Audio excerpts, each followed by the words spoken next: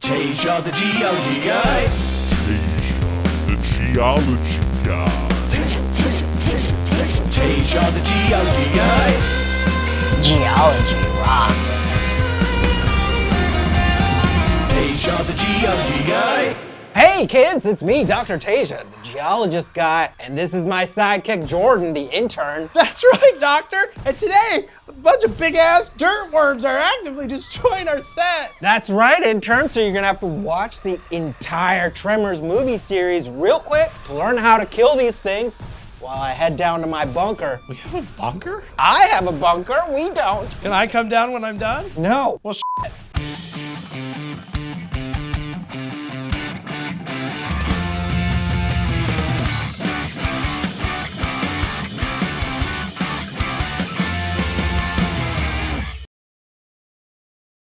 World-class breasts, ass that won't quit. All right, well, for years now, patrons and commenters have been begging for this series. And that's why, right up front, I'd like to announce my retirement. Thanks, everybody. It's been a good run. I hated this series. Now remember, you own therapy.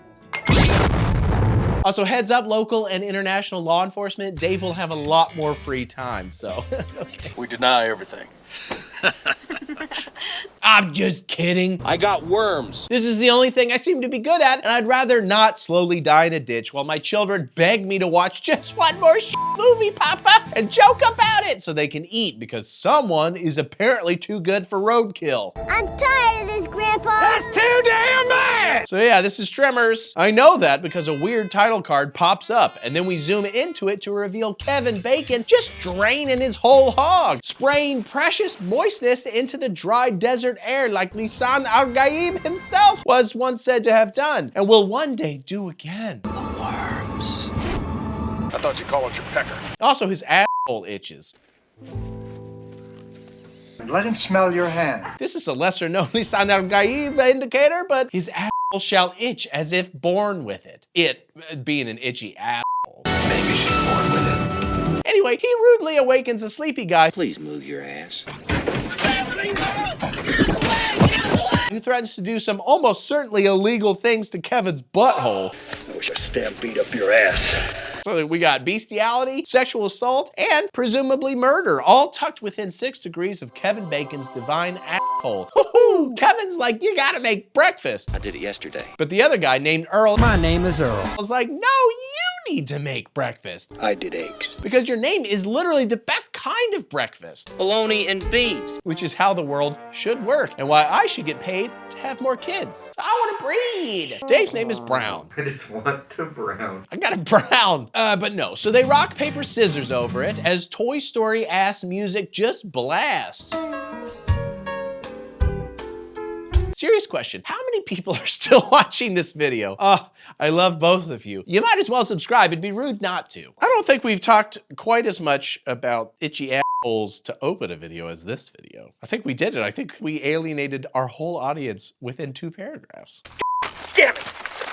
Turns out these guys are a couple of hand job boys, We are handymen. Yeah. and they're out here in the middle of scorching nowhere searching for. World-class breasts, ass that won't quit. They're literally and figuratively thirsty. Should have held on to that moistness. Kevin swerves to pull up next to a pair of breasts and an ass that belonged to a college student, geologist lady, I'm Rhonda Lebeck.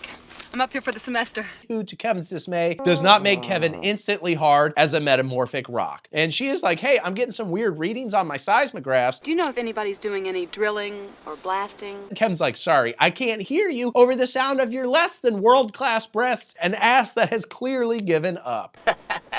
Earl is annoyed with Kevin. Ooh, I broke it. But I appreciate a man who sticks to his convictions, no matter what. Just like Lisan Al-Gaib. When I say I want, World-class breasts, I expect. ass that won't quit. Next, they head into the tiny city named after what Kevin looks for in women, and they hang out in the market to speak with and introduce a litany of wacky characters. Reba McEntire. True. Hi guys, what you been doing? From there, they handle garbage very well Nobody handles garbage better than we do. and get sprayed with shit better than anybody ever has, give or take Dave on a Friday night after he gets his annual paycheck. Apparently the poop's the last straw though, so they pack up their truck to move out of town because they hate poop. Where's the poop? There's no poop. And are hopeful there will be a decided lack of poop in the big city. We did it, we did it, we... Good luck with that. Maybe they should head to Wisconsin. The people there eat so much cheese, they only poop like once a year. It's a whole thing. They call it a Charlie Brown Christmas. It's the worst night of the year. It's dark because the poop blocks the sun. Then we will in the shade. They stop to help an old man named Edgar get his lazy butt down from an electrical tower. Edgar, get your butt down from there! Mission complete! But actually, well, shit. Well, he's dead. Oh, no. Dead of thirst. Water would be nice. Which is sad, but not so sad if you consider the sorry state of his breasts and ass. You mean he sat up there 3 or 4 days? He sat up there and just died of thirst? In his butt. God, if only Kevin hadn't needlessly sprayed his nutritious piss out over the canyon, but instead all over poor Edgar's face, he might still be alive. Aminos, vitamins, and minerals. Everything the body needs. Kevin's piss probably wouldn't have helped this old man who got sucked to death. But it can never hurt to try. I used to piss on Dave before every shoot just in case he was near death. But then he kept trying to catch it in his mouth like a dog with a sprinkler. I just felt like I was being used. Suppose he wanted to kill himself? Anyway, the boys stumble upon the aftermath of the old man sucking I was talking about. And all that's left is his hat. This is real weird. His head. And an unbelievable amount of sheep carnage. What the shit? Now that's what I call a good time. When she's finished, Dave, there shouldn't be anything left except for your hat and your head and an unbelievable amount of sheep carnage. That is not a metaphor. Last night was wild. I mean, what the hell is going on? It's sexy. On their way back to town for, I guess, the 3rd time already, our heroes warn these 2 construction workers about a serial killer and or expert lover on the loose. A real psycho! He's cutting people's heads off! Sorry. And one of them is like, they're pulling our chain. But the other one grabs a crowbar. Like, I think he's suspicious of his coworker. Is he worried that he's gonna suck his body off? Bro, I don't think a crowbar will be enough. Unless you like throw the crowbar as a sucking distraction while you rub onions on your balls to make them less palatable. Does that make sense? Guess that could work. Let's try it. I don't want to do a joke that's not truthful. That's not true to life. Yeah, I kind of like onions though. Oh, shit. Anyway, the other guy's jackhammer strikes blood, which means they're gonna be rich. Somebody call Exxon. Except, oh wait, the hammer is dragged away, and so is the hammer guy. They must have struck a rich vein. And now our heroes are back. They were hoping to leave to get the police, but there was some sort of rock slide.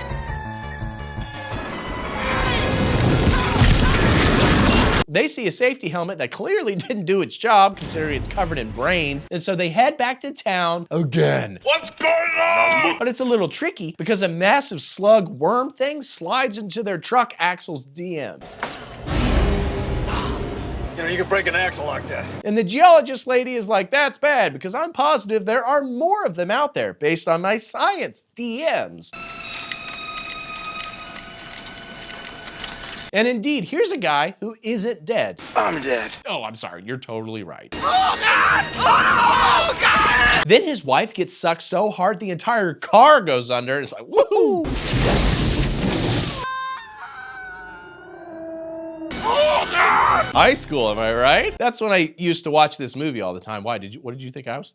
What do you think I was talking about? I didn't get sucked so hard a car went underground. Not till I was married. Now I have no cars. Join my Patreon so we can buy more cars to suck underground. Back at the market, the owner offers them, I'll give you boys $5 for this. 15. Okay, 15. and they're like, oh shit.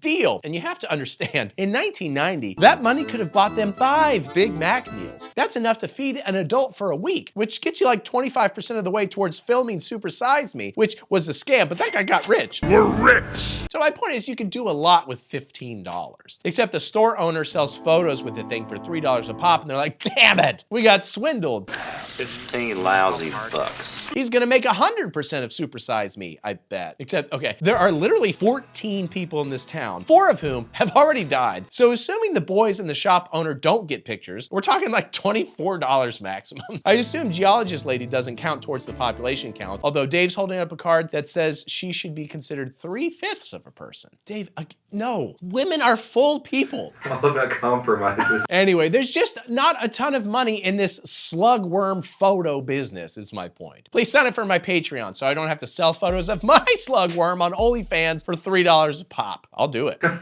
swear to God. I swear to God. I mean, are we asking too much of life? They decide these things have been sucking everybody, but the phones are down. I believe this. The phone is dead. So they can't call any friends to get in on the action. And also the roads are blocked. It's not like there's another road, asshole! The radios can't reach past the mountains, and the internet can't overcome the fact that this is 1990. Professor, what exactly is the internet? It's sexy. So the boys hop on some horses armed with Swiss cheese and some bullets. Everything the buddy needs. but also there's these guns proffered by A single mom who works 2 jobs. Won't you take one of our Browning autos? uh-oh, slow motion horses? Looks like we're watching an art house film, kids. Men mitt hjärta är tomt. Och tomheten är en spegel. The boys uncovered the buried car from a while ago and they leave, but like the radio is still working. Meaning that there's a non-zero chance that the woman is still alive down there? I mean, they don't know that, but I know. I mean, I keep finding alive people in cars all the time, and they're always yelling, "What are you doing in my car? Why are you dressed as a bear and holding a knife?" What I'm saying is, at minimum, maybe the boy should piss into the hole, so if the woman is alive, she won't die of thirst? But no. Instead, they selfishly ride off into the desert with their full bladders sloshing until their horses protest and huck them off.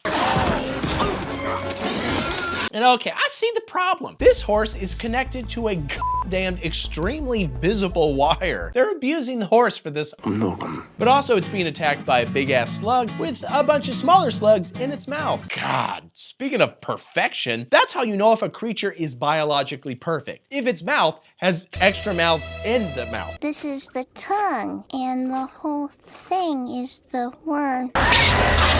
That's the only reason the bad guys were after the xenomorphs and alien, to help humanity reach that next step of evolution by giving us another mouth in our mouths. Mouthception. Which weirdly is one of the names of Dave's secret bedroom move. Hey lady, come here, I'm about to do mouthception. They run away and end up in an aqueduct thing, and it seems like all is lost. We can make it! But actually the slug monster is dumb as shit, and it CTEs itself into the concrete. Ouch. And just, it dies. It straight up dies. Ouch. Then the geologist shows up and is like, wow. I don't see any eyes. Thank you, girl scientist. So they just run into shit sometimes. That's not so evolutionarily perfect. I found the ass end! Ooh, but that sure is. Kevin, would you say that does or does not quit? And has anyone checked on the world classness of this worm's breath?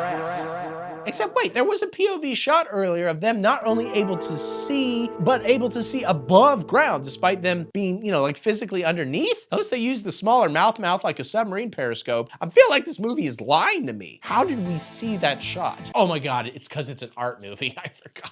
Vi måste göra oss ett belet av vår rädsla. Och det beletet ska vi kalla för Gud. Whatever. Geology lady claims that there are likely 3 more of these things, according to the seismograph. Your seismo's working overtime. Which is currently graphing the shit out of some seismos. Run! It's not just a boulder, it's a rock. They hop on a rock, which is good because it can't be burrowed into or under, which is why the Native Americans used to call rocks worm stoppers. The pioneers used to ride these babies for miles. They're stuck there all night long and are forced to share coats and body heat and probably nutritional piss in the first twinges of burgeoning love. Thanks. No problem. But even still, the worms haven't left. And are also blind to this new love blossoming in the desert. I think the first thing we gotta do. Fingers and butts, dicks and butts. So our heroes literally pole vault to the geologist lady's truck. Thank goodness their dicks are tiny. If they had big fat dicks, they would run into problems. These animals are huge. It's hard living with a big fat dick. It's hard being a big fat dick pole vaulter. I dropped my monster condom that I use for my magnum dong. They make it back to the market, and Kevin explains that the valley is just one long buffet offering of a variety of hot and cold meats, salads, hors d'oeuvres, etc. One long smorgasbord. And anyway, the worms are basically working their way to them. So that's gonna suck unless the humans can get to the mountains. We should take Bikini Bottom and push it somewhere else. While they consider that, the owner comes up with a new name for the worms. Graboid. That's it, Graboid. That's not great. I was thinking suckworms or Alaskan bullworm! or Dave's moms. Oh, sorry. Actually, they're already here.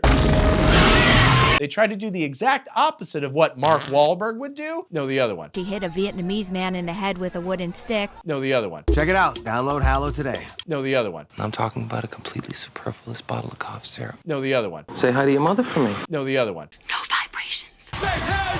Because they've decided that Graboids hear by vibrations. Like, for example, those made by a dumbass kid on a pogo stick. Mindy, get off the pogo stick! It's fine.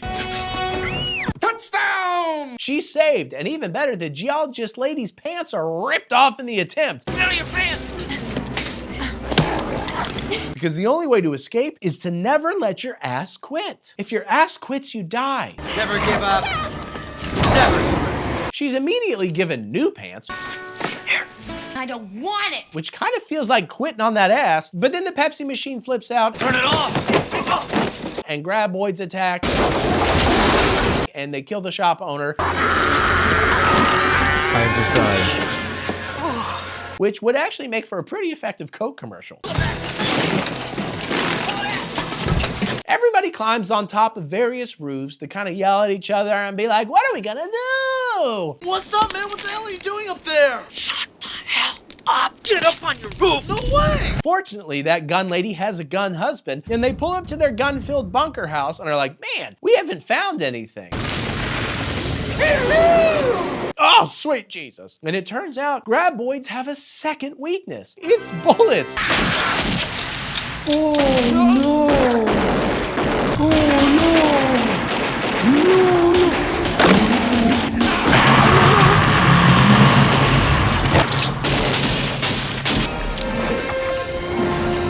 I am now killed. Oh my God, they're just like us, for real. We killed that mother humper! Come back! Also, I guess this concrete wall wasn't concrete enough. You spent all your 401k on guns, but skimp on building materials for your bunker foundation? I don't know, it's dead now. I'm a survivor. Two left! God, everybody's so happy, despite the fact that... You didn't get penetration even with the elephant. Lady, penetration is overrated. I go for penetration. The biggest sex organ is the brain, and you do not want to penetrate that, according to Dave. It's just boom, goes boom, and then Anyway, back at the market, Graboids are trying to kill the building's foundation somehow. It's like it's studying the buildings, trying to figure them out. Because some people make better financial decisions when it comes to building homes and just in general buildings. They also just kill this dude because, you know, they gotta kill things. that's no good! Come on, you gotta get higher! Suck! Should have called them Killoids. They also eat the last decent truck in town, and things are looking dire until Kevin remembers. Brain blast! That's right, there's a big ass bulldozer They won't quit. that they could drive that even a Graboid couldn't grab. Oid. Wait a minute. The cat. Could we take the cat? And if they hook a slab of metal on it. Baby, you got a stew going. Just kidding. I think I'd like my money back. If they hook a slab of metal on it, then they could drag the whole town to the Rocky Mountains and they'd live, a little longer. Not bad. What do you think?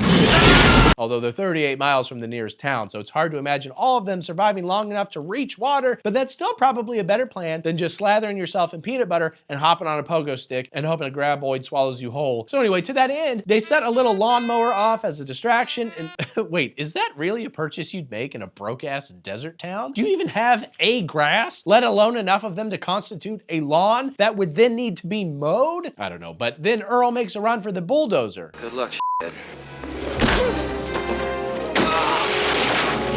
Oh, okay. Well, Kevin is forced to stop at one point. Because again, Graboid's vision is based on... Be quiet! Geologist lady makes a non-piss liquid distraction. And that did it, girl! Kevin grabs the dozer and picks everybody else up, and yeah, they're now too big to suck, which was Dave's excuse all throughout high school. Nobody believed him. Nobody sucks because I'm so big. They want to. They want to so bad. So bad. Man, I can't wait until this channel is too big to suck. As it stands, I get so worried that every video will bomb and kill the channel, and then I'll have to feed Dave to my kids, and his flesh does not look safe for consumption. Sorry. They pick up the gun people who've made a bunch of homemade bombs, presumably to fight Graboids, but they also just seem like the kind of people that would do that on a Friday night anyway. And this annoying kid begs for a gun. Hey, give me a gun, I'll take one. But the gun guy says no. I wouldn't give you a gun if it was World War III. And we need more of that attitude in America. Stop giving kids guns. Kids with guns. Then the dozer crashes into a sinkhole trap created by Graboids. And we need less of that in America. They dug a trap. Those are the top two things I'm afraid of for my kids. Other kids with guns and sinkholes dug by big-ass multi-mouthed suckworms. But hey, at least I know for that latter problem, I can always huck a pipe bomb at them and scare them off. Hungry? Eat this. Actually, that might work on kids with guns, too. Kids with Speaking of, a school shooter is born. Yo, Melvin. This will make them think twice. Oh, wait, it's not loaded. Man, this is a real roller coaster of will they, won't they shoot up a school. A tale as old as 1990. Everybody runs for another rock island and are like, So now what? and people get mad at each other for a bit. Why don't you just back off, string bean? Until the gun guy is like, wait, what if I kill myself? Walk right out there with the fuse lit and let them take me down. Good Lord, honey. Now, that's not a bad idea. I like your enthusiasm, but what if instead we went bomb fishing? Going fishing like. They were made in a factory. A bomb factory. And this nebulous nonsense concept works on literally the first try. But then the final Graboid again outsmarts this group with a collective 8th grade education and spits the second bomb back on top of all their other bombs, collectively wiping out all their bombs. Fortunately, Kevin still holds one final bomb. Use your bomb. No, not RIPD. That won't come out until 2013. I know. I'm working up to it. I mean a literal bomb. They're bombs. And he has an idea to run like hell, light the fuse, chuck it behind the Graboid slithering after him, and trick the blind idiot off a cliff.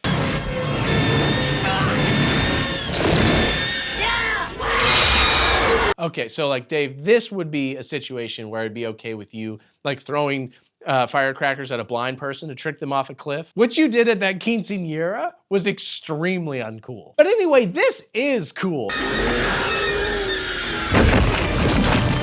So everybody's happy and they've got big plans to head to the big city and sell this big dead body for a big fat paycheck. I mean, we could make some real money on this thing.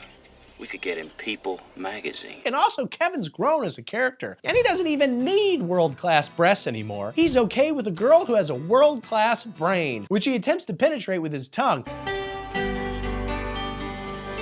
which would be easier with smaller mouths inside his big mouth, but alas. I love a character arc that's like, I want a sexy woman. But you're fine. I don't need that anymore. I'm okay with this slovenly pig lady. Credits! So what have you learned? Well, they got like 3 life cycles. They're worms and... Hey, do I know you from somewhere? Well, I just, you know, all of just video work, mostly. Like you've acted? I did a lot of, like, dramatic, like relational. Like, Lifetime Network? More like Lifetime After Dark. You know, like a big city girl goes to a small town and she realizes that farm boys have big hogs. You ever seen any movies like this? I've seen Babe. Oh, it's not like Babe. Did you ever see Last Christmas I Gave You My Stepmom's Virginity? Dirty Boy in the Basement, Homeless and Horny, Backdoor Christmas 5. I haven't seen it. Why do so many movies do credits this way? Is it for people who are late to the theater? Don't cater to those assholes. You know why they're late? It's because they were probably selling crack to puppies. Google it. So this is straight to video. Maybe what it is you can take your Gen X girlfriends, you can deflower your Gen X girlfriend during the opening credits so you can be focused on the movie for the rest of the time. They're like, look, we're gonna give you 3 minutes. Do whatever you want, but then we're gonna watch Tremors 2. Okay? I don't want you finger blasting in the middle. I did wonder why it was flashing finger blast now in the top right. Whatever, we eventually open on a Mexican oil field, and thank God Graboids aren't attacking an expensive shooting location like Dave's mom's house. We see a Mexican man humping the shit out of an oil pipe. I'm like, what is he, the CEO of Exxon? No. He's being attacked by a Graboid, I guess, and apparently this is the floor is lava of the movie. You lose.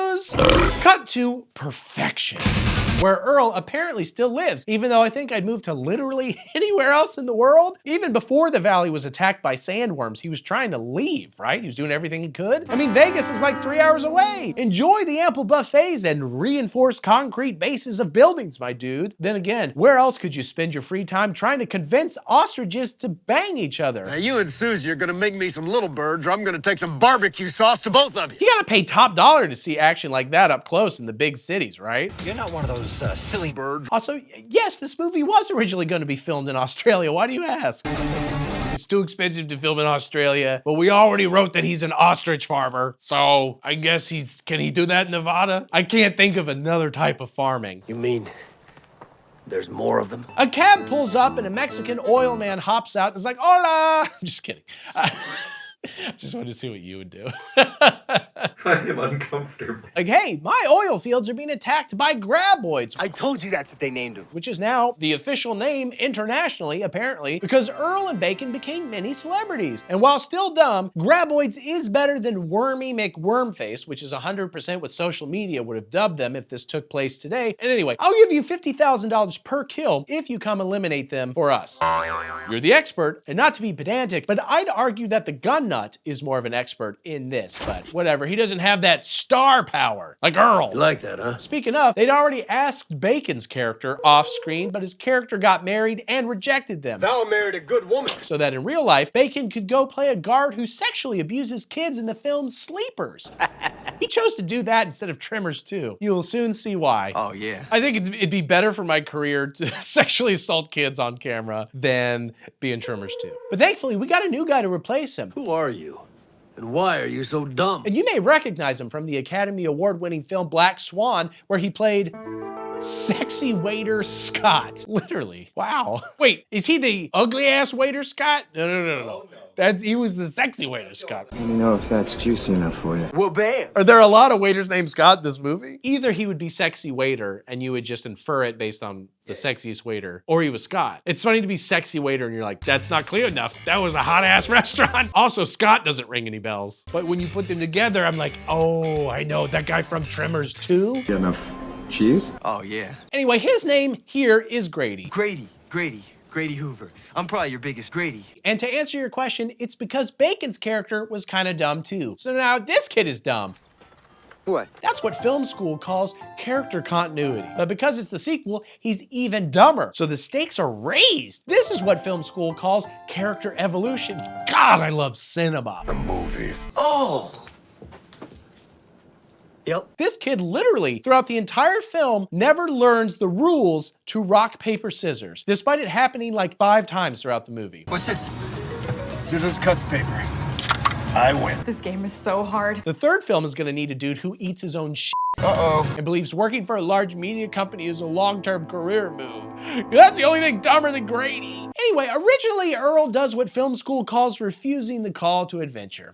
But then he points to a porn star poster he has on the wall to be like, I will never have this. Naughty, naughty. And again, you're near Vegas. It's literally legal for you to go get that. There. It's nice. But no. He's there to remind me not to keep chasing after things I'm never gonna get. You will never get this. You will never get this. La la la la. Earl reveals he didn't earn very much money from his 15 minutes of fame. I should have got a lawyer. Presumably because fake boner/brain pills made from sugar and caffeine and meme cryptocurrencies have neither been invented yet. So Earl says, sure, I'll go kill some worms. Why not? And yeah, sure, the cab driver who inexplicably wears fingerless gloves can be my new partner. Why not? I don't even know you. I drive a taxi. I live in a crappy apartment. I ate a worm. Well, maybe you will come in handy. But before we go, if you capture a Graboid alive, we'll pay you $100,000. Alive? Have you ever seen one of these penises? You know, because then the oil company can use the Graboid to dig new oil wells. I'm not much of an oil head. What would an oil company do with a big ass worm? Make the whole C-suite worm wallets? It's your Christmas bonus, use a worm wallet. Listen, I gave. All right, now they're in Mexico, the Australia of North America. You stupid c***. And the Mexican army has given them every single weapon in their arsenal. The army has sent everything. I'm just kidding. I'm sure the Mexican army is very well equipped. I am a little worried about Mexican soldiers losing their worm-killing jobs to illegal American immigrants, though. No. Donde está? Taco. When America sends its people, they're not sending their best. And some, I assume, are good rapists. They explain this by saying, actually, there are too many Mexican soldiers, and it would spread the worms and budget for extras out way too much. So they need them in all one financially filmable place. We get a bunch of people running around.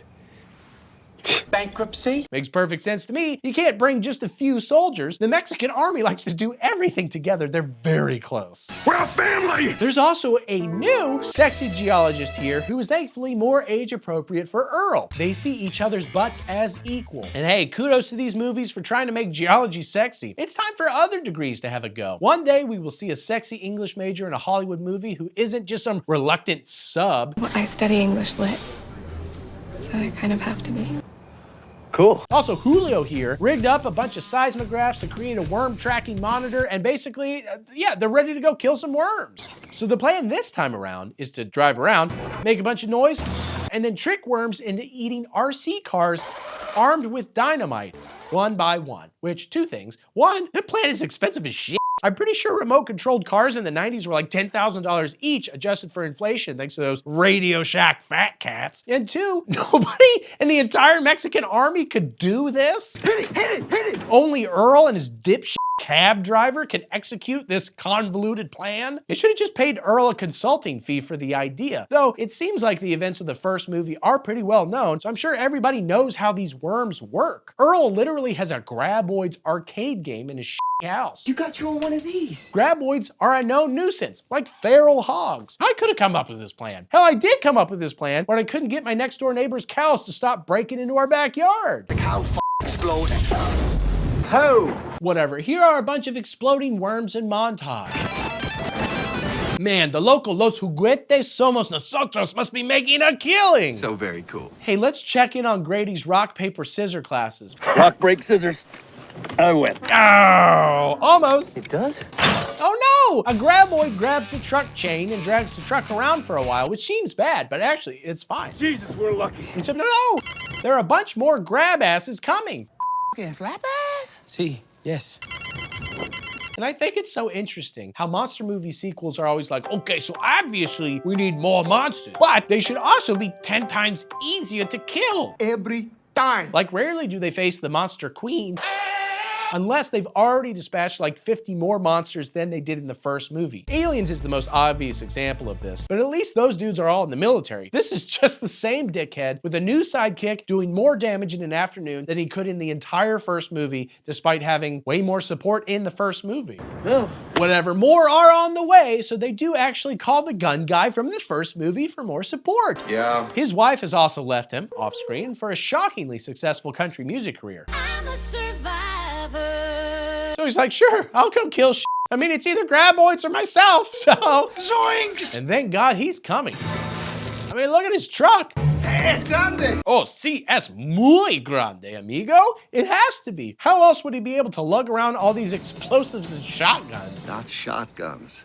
Double rifles, elephant guns. Bit much, don't you think? He also has 120 pounds of MREs. Whoa! And he is, I guess, is he trying to sell them? He makes a very impassioned pitch for them for some reason. Includes entree, cracker pack, cheese spread, Shrimp soup, shrimp stew. mixed fruit, beverage powder, spoon, coffee, Green Ninja, Millhouse, Nice Vampire, Michelangelo. cream substitute, candy, salt, matches, toilet tissue. Everything the buddy needs. Like, were they the only thing he got in the divorce? Like, who are you trying to convince, dude? Shelf life of 10 years. Come on, you crazy bitch. Fun fact, most MREs come with laxative gum because they plug up your intestines. That's why the Army also celebrates Charlie Brown Christmas. With all this ruin my Christmas. Oh, also age-appropriate geology lady finds some graboid shit in a fossil and decides they predate dinosaurs. Oh my God.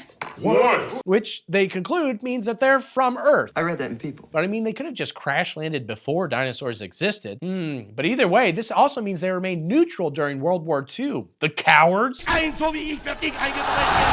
I see why Grady's been wearing fingerless gloves this whole time. He's got a pinky ring. I feel like so many movies have characters with pinky rings. I don't know why I feel obligated to point it out and say yuck every time. I don't know why I don't like pinky rings. So now they're back in the field, and Gun Guy uses literally the exact same tactic as Earl. I'm now employing the technique pioneered by Earl Bassett to make cheese bread. Candy, salt, matches, toilet tissue. Again, could they not train anybody cheaper than $50,000 a kill to do this? They could easily train like 7 random niños and have the valley cleared by nap time. Maybe they're worried about all the gore they might see? Like the world's grossest pinata? I mean, look at this worm nutsack that's glued to the side view mirror. Kids don't need to see that, Dave. A signature appears on the monitor, but for whatever reason, it's slithering away from them. Should we follow it? Presumably because They're getting smarter. That's what they do. although it could also be that the humans are getting dumber. Of course it's a trap. Why chase it? You're in no rush. And indeed, they slam into a graboid and whole ass crash their truck. But oh wait, this one is sick or something. Achoo. Not as in it could do cool skateboard tricks, but it's physically unwell. Though I suppose it could technically do skateboard tricks if you got a big enough board. Dave, write that down. Tony Hawk's Underground 3. This time the skateboarders are worms. So they actually don't kill it because like Dave always says, the Mexican government will pay more for them if they're alive. For some reason, I like when you would kill people versus this. This is just weird. They're still stuck, however, so they radio for help and then just chill for hours and hours and hours. Man never sleeps. Again, seems like the army could have at least been in the area. Like surely having access to helicopters and would be clutch. You don't want to take with you like the whole army of Mexico? Too easy. But no, instead, they've got slow-ass Pedro here. He stopped. Oh no, is he stopped? He stopped. Side note, something exploded out of the worm, and I don't think it's just diarrhea. It might also be diarrhea, but it doesn't appear to be exclusively diarrhea. I bet that whatever came out wasn't no sweet little butterfly. But okay, Pedro, he stopped, right? He stopped. He stopped. And also, You know what that is, don't you? Yeah. of course he knows what it is, idiot. I mean, it sounds like Pedro. Are you saying it isn't? Well, Now, I know he's referring to the sound that worms make when they diarrhea themselves, but it's still dumb to point out that Earl should know what it sounds like. Of course he should know what it sounds like. Earl loves diarrhea. I was just Anyway, they walk up to Pedro's truck, but it's looking rough. Each of the smart car boys give their best car thoughts Oh man, look at that engine. before realizing, oh shit, Pedro forgot his arms. Teja. And Earl is like, oh my God. It's a whole new ball game. And like, in what sense, Earl? Graboids killed several people in the last movie. It's not that wild to think they'd kill people in this movie. Maybe Pedro just had mad forearm strength, so they had to rip his arms off to get him underground? Like, explain what's changed. I don't know. Hey, let's watch this truck back up in the middle of the night in real time. Oh, I hate when people rush these kinds of scenes. You can't rush art. Let it go. 1900 hours. Earl and Grady come upon a trashed radio station and are like, these worms are being dicks. I mean, there wasn't even any people here to eat. But in their defense, the radio station may have been doing a U2 marathon. And if so, I'm on the worm side here. But they also stumble upon a whole new creature. The journey is usually the part that you remember anyways. Hey, zoologist Earl, what are we dealing with? Sure ain't no damn ostrich. Oh, right. You only really, you know about the one animal. He's walking around zoos being like, not an ostrich. That's not an ostrich. Then he sees an emu and he's like, shit. I actually don't. Is it? I don't think so, but like, damn, it's close. It's a whole new ball game. Anyway, they shoot and kill the critter. Takes one hit. Not the scariest creature they've faced. Ugly little toad. Even Dave can take 2 or 3 rounds before he stops coming at you with a rusty knife. No, Dave, I got a full magazine. You wouldn't even make it 2 steps, Dave. Just get back behind the camera. That's it. Put the knife down. Sorry. Then they hotwire a car to leave before more attack, but Grady appears to absolutely die hard his ass cheeks on some broken glass, seriously damaging their bacon rating of nice assness. So just know that for the rest of the movie, Grady is dealing with an unbelievably painful, probably fatal ass injury. It's torn to pieces. Still, he keeps on going because he has truly an ass that won't quit. Also, Gun Guy is attacked and Julio's leg gets bit off. None of which compares to Grady's raw sensitive ass, but I thought you should know. Earl and Grady hook up with Geologist lady. We want to get slurped. No, not like that, not yet. And then Gun Guy shows up, much bitchier for the wear. I feel I was denied critical beverage powder, spoon, coffee. He's captured a critter. And they study it and learned that the critters are fully blind and fully deaf, making them immune to both U2 and Pauly Shore movies. But they can see heat, which is probably Michael Mann's best movie. And it's a little weird to transform the villain to be smaller and shittier, because you gotta change the rules somehow. Basically, they bite anything that's warm. Okay, so do I most of the time. The bigger issue is their hermaphrodites. And wow, I just flashed back to 9th grade.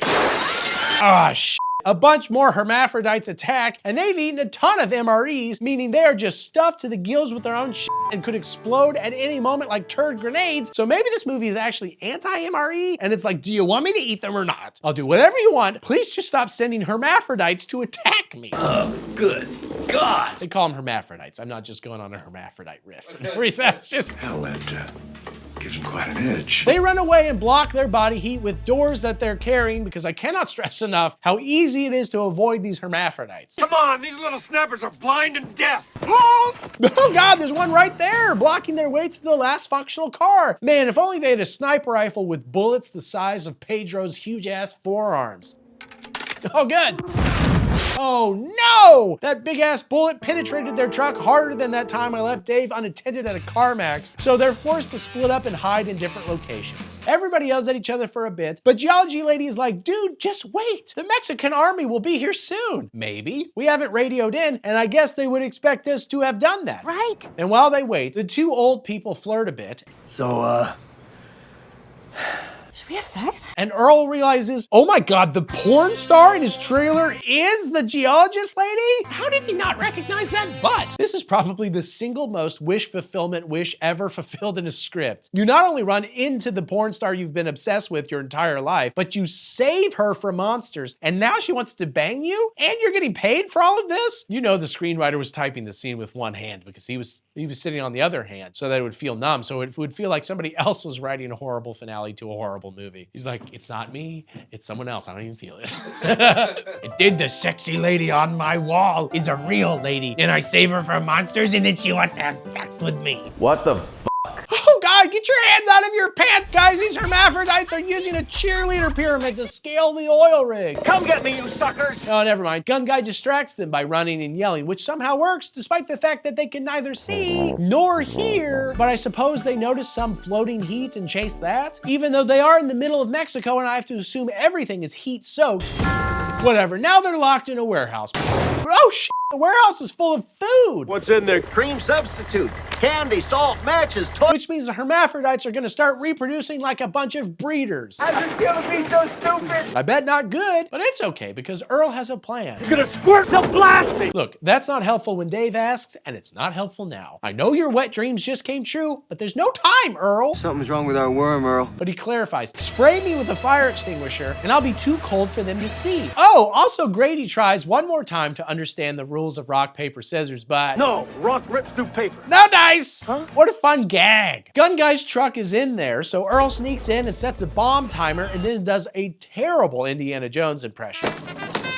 The Nazis would have torn Earl's ass off in seconds. It would have had to quit because of the Nazis. They held his dick and chopped his whole body off. I didn't know. How could I have known? All while the Graboids remain neutral too, because they're cowards. But it's okay. They pull him out with the rope. Run, go! And then they sort of berate him about his plan. You what? I mean, what else could they have done? Skin one of the monsters, wear its skin, infiltrate their society, learn their language and ways, maybe get married, raise a few kids, train them to hate their own people, sow discord in their society from within, get elected president by harnessing all that frustration with status, and then once most of their society is seated for your very popular and very well-attended inauguration, then you set the bomb off? Those are the two plans, and of the two, I think that one is a lot more time-consuming. So instead, they run away, and the shit explodes. And it looks pretty cool, and the porn star reiterates her desire to date Earl, because, oh right, also he's rich now after killing so many damned worms.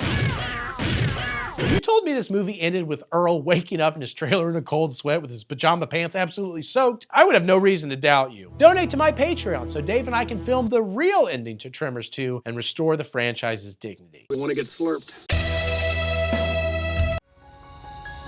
You know Lifetime, home of such classic films as 15 and Pregnant and Pregnant at 17 and The Pregnancy Pact and The Pregnancy Project and Pregnant and Deadly and Young Stalked and Pregnant.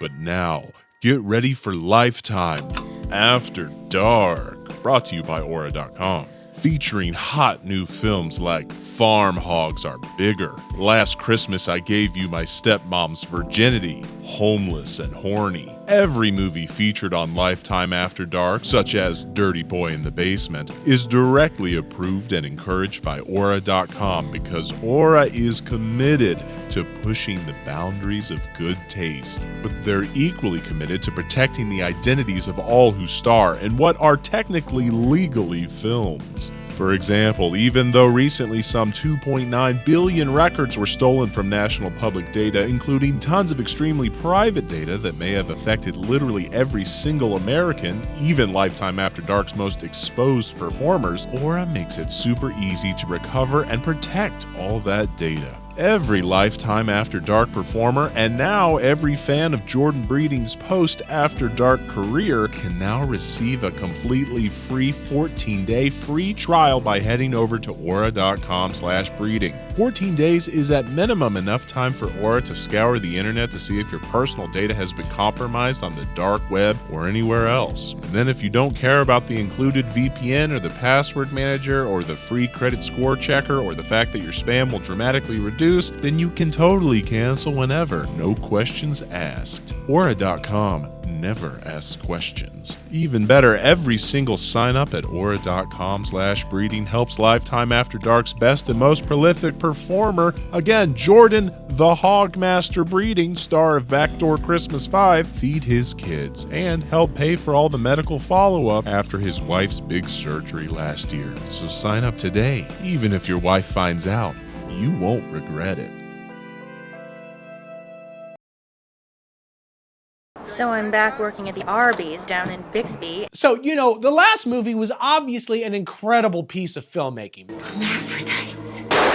But I'm not sure I'd call it perfection, like the first movie obviously was. World-class breasts. I just wish we could get back to perfection. Oh shit, let's go. Even still, I wish we could also go to Argentina. Oh my God, this movie is fulfilling all of my needs. Do you think I'm gonna meet this Yoda on my wall and have sex with him at some point? That's the only fantasy that has yet to be fulfilled. Mucho caliente, comprende? You say Yoda?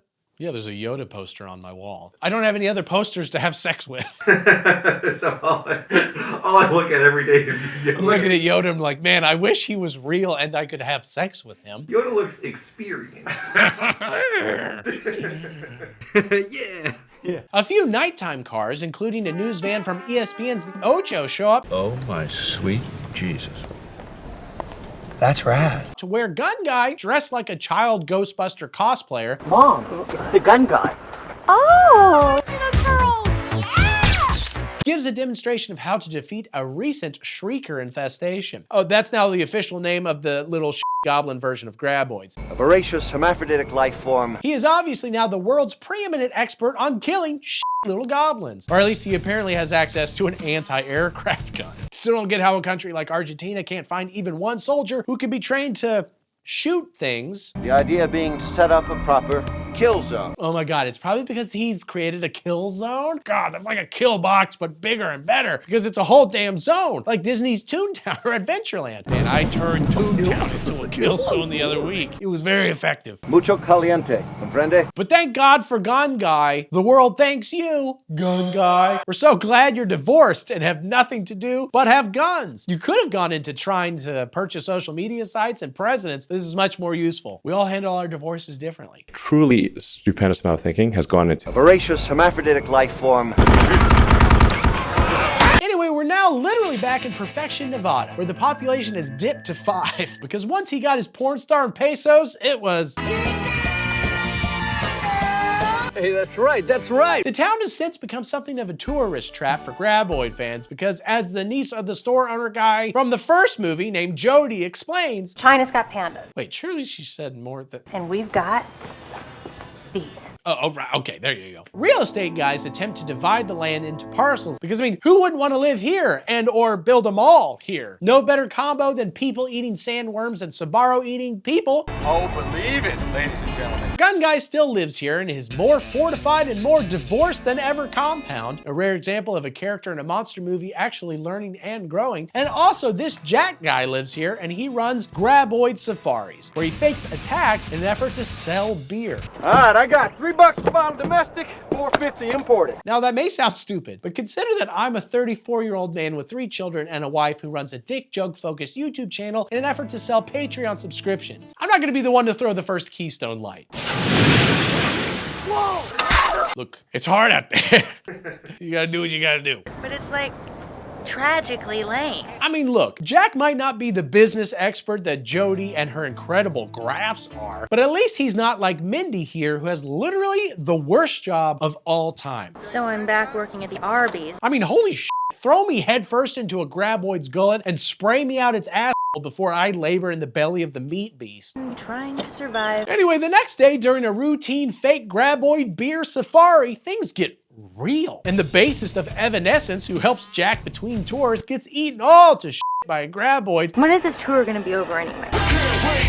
And Mindy comes up with a plan to save everybody.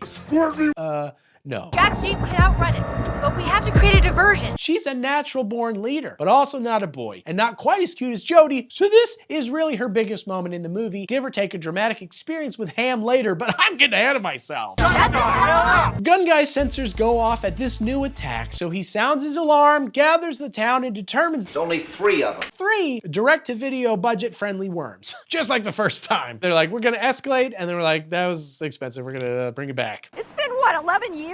And sure, this time the town isn't cut off, so they could call the authorities, but they shouldn't, because it takes so long, and the Graboids will soon poop themselves into Shriekers, so let's not even bother. We can't wait for the authorities to bumble into this. We are the authorities. Look at me, sure. I'm the captain now. And to be fair, they killed like 50 Graboids last movie, like it was nothing, so I personally am looking forward to this film being wrapped up by the 35-minute mark. Good news is, there's only 3 of them. Except twist, all of a sudden they're accosted by a few dickheads from the Department of the Interior because this foolish and probably liberal old lady, I called them.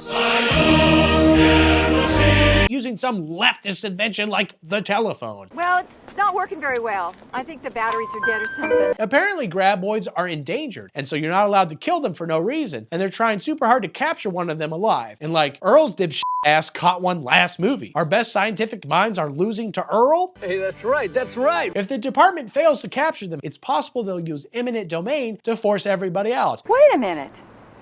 You'd make us leave? That's right, you little bitch. And everybody acts like this would be some horrible thing, but like, guys, it sucks total ass here. That's a given. Just take the money and run. That's literally what everybody was trying to do in the first movie. And back then, they had 3 times as many people in town. There is literally nothing here except literally killer worms. And I guess an Arby's within driving distance. We have the meat. You're like, no, not my home in this ass desert plagued by dirt worms where nobody lives. But it was mine. There's a lot of history in the soil. Also dirt worms, I guess, but the history. We had a general store. There was a kid with a pogo stick. You can't get rid of that culture. And people call me paranoid. But no, instead they make a deal with the Department of the Interior to trade catching a single Graboid for being allowed to, I guess, kill the rest and be left alone. That's the kind of killer business deals that can only be done while sipping Miller Lite. Oh shit. DOI is Miller money? Welcome to Miller time. This is actually how I think a lot of police departments work. If you save one person, you get to kill 2. No questions asked, no investigation, no suspension. Don't quite understand what you just said, but do we have a deal? We have a deal? So great. This light beer fueled plan largely involves putting tranquilizer juice in some bags and then putting those bags on RC cars. Are these movies sponsored by Tyco? With this, for $49.95. New from Tycho. Whatever. Seems as good a plan as any. Uh-oh, egg alert. Egg. Now this is a very different thing for the farmers. These things poop out eggs that only hatch every 300 years or every 5 years, depending on how long it takes to get a script approved. In the last movie, they're like, I think it takes 300 years. And they're like, well, we can't wait 300 years. So now it takes 5 minutes. They lay dormant for 300 years? Give or take. Also, the asshole kid from the first movie is an asshole real estate guy now and is the main asshole guy trying to get people to sell the valley to him. We're making some really good deals here. Classic. Every creative person I've ever worked with, particularly in music, has become an asshole real estate agent now. It's the easiest way to make money without having to acquire any actual skills. Or you could write Hellraiser movies or Tremors movies. Those are your 3 options. Between you and me, you know, because we're friends. I'd rather shoot myself. He tries to get Gun Guy to sell with the claim that people are folding, Bert. But like, what people? There are 5 people. It'll take me 3 seconds to check if that's true. He's like, no, they've already folded. Don't talk to them. All of them have folded. It would take you all day to check that. Oh God, a Graboid attacks and literally swallows Gun Guy whole like my daughter not understanding how starbursts work. It's very sad for 5 seconds. Affirmative. Until he calls from his walkie-talkie to be like, engage the Graboid. And at some point, he constructed a concrete underground wall. And if you remember, worms are always breaking their brains running into shit like that. So Jack leads the worm right into a wall and then cuts baby out. Come on, baby. Hang on, baby. Gun Guy survives, but acts like he's embarrassed by the whole thing. I prefer we keep this to ourselves. But why? That's an incredibly badass story, right? I mean, that is like straight up biblical shit.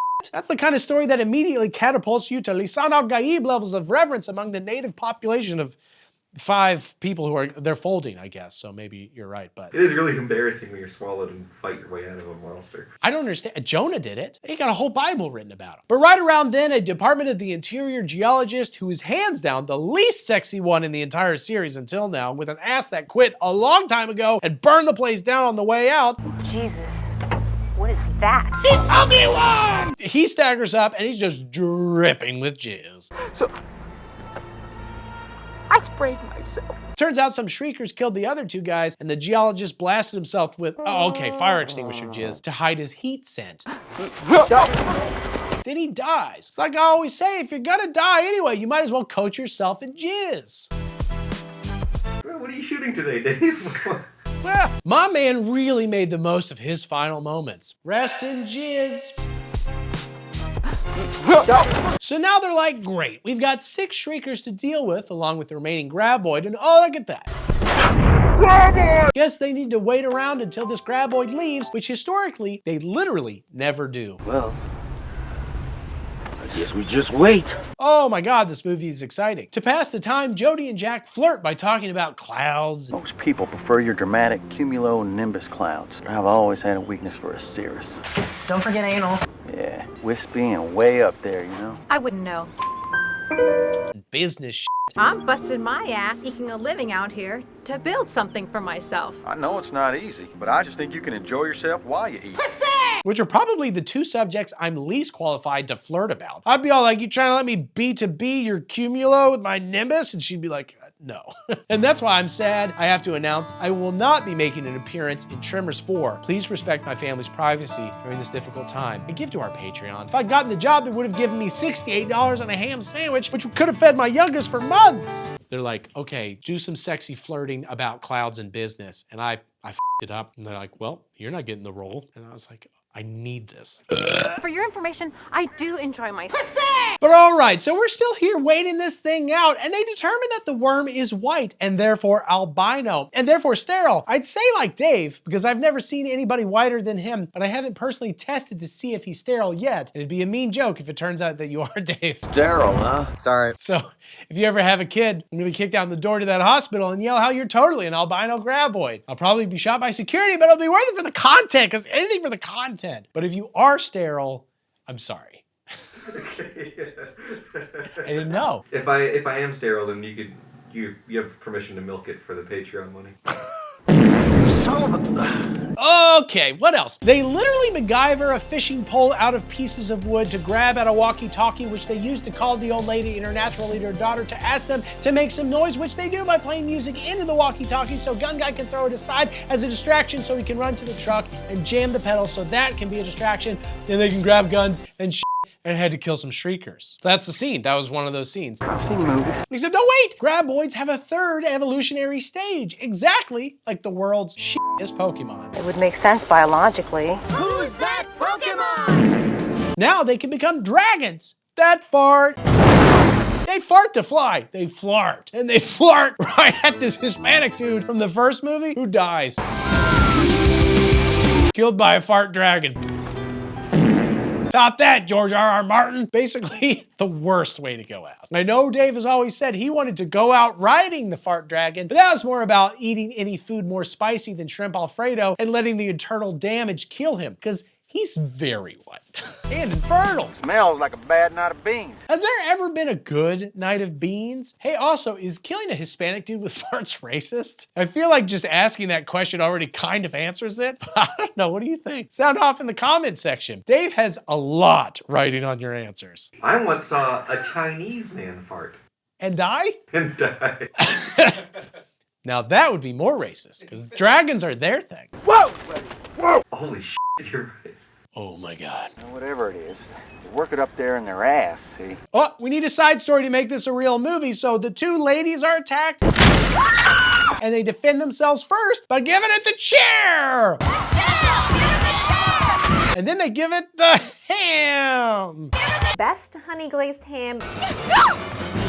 Then they hide in a meat locker. I never thought you were dumb. I didn't think about the fact that she's like the only one qualified to throw meat at Graboids, because I mean, that's basically your job at Arby's, is throwing meat at weird, dirty worm people. I'm trying to survive. Back to the main story. The three best friends carry a mattress over their heads 3 miles to Gun Guy's compound. They also come up with a name for the fart dragons. Oh, ass blasters, how's that? I like mine better. Let's save ass blasters for something more fitting. Jody and Jack have another, even more sensual business discussion. You know those supplies I bought? I hate them. Feeling guilty? But they soon realize this bunker, like Dave's toilet, is not ass blaster proof. Oh! So they escape into another room full of delicious MREs, and the dragon apparently sprays its hot ass all over the door to melt through it. And they're like, oh God, if the dragon eats those MREs, it's gonna multiply. So they strategically place a gas can against the door and escape through a fun escape slide. It burns! It'd be perfect for children if only Gun Guy could hold on to a wife.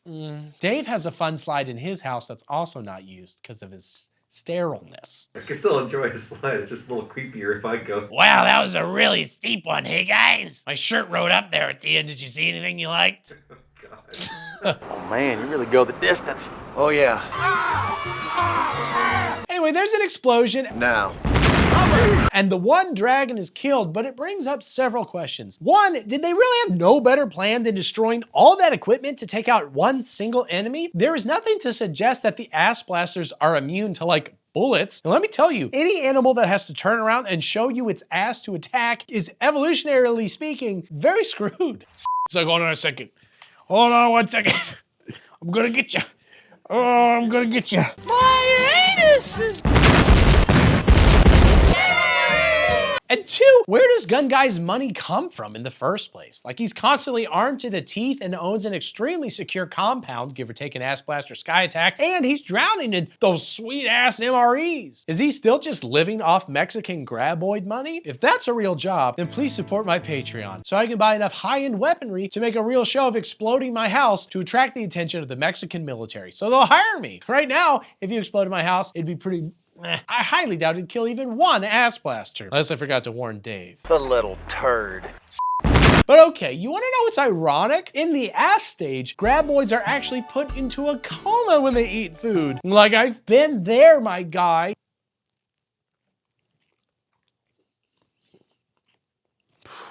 There is more that connects us than divides us, I think. And I think that's the theme that the movie is going for, and I find it beautiful. Just feed it.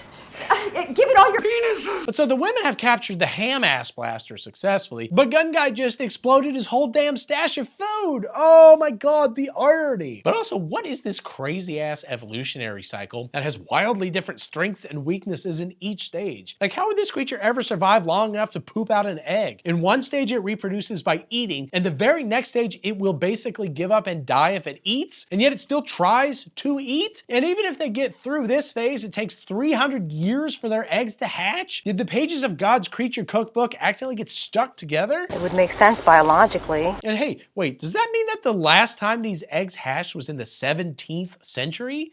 Which means they were also neutral during all 3 Anglo-Dutch wars? Those cowards! Pick a side! There's a prequel I hope somebody makes, but that I don't have to watch. I'll just scroll past it on Netflix or something and nod respectfully before watching the 15th Russo brothers movie about, like, a spy who's secretive and sexy. I've seen movies. What do you know about the Sierra program? It's sexy. Whoa!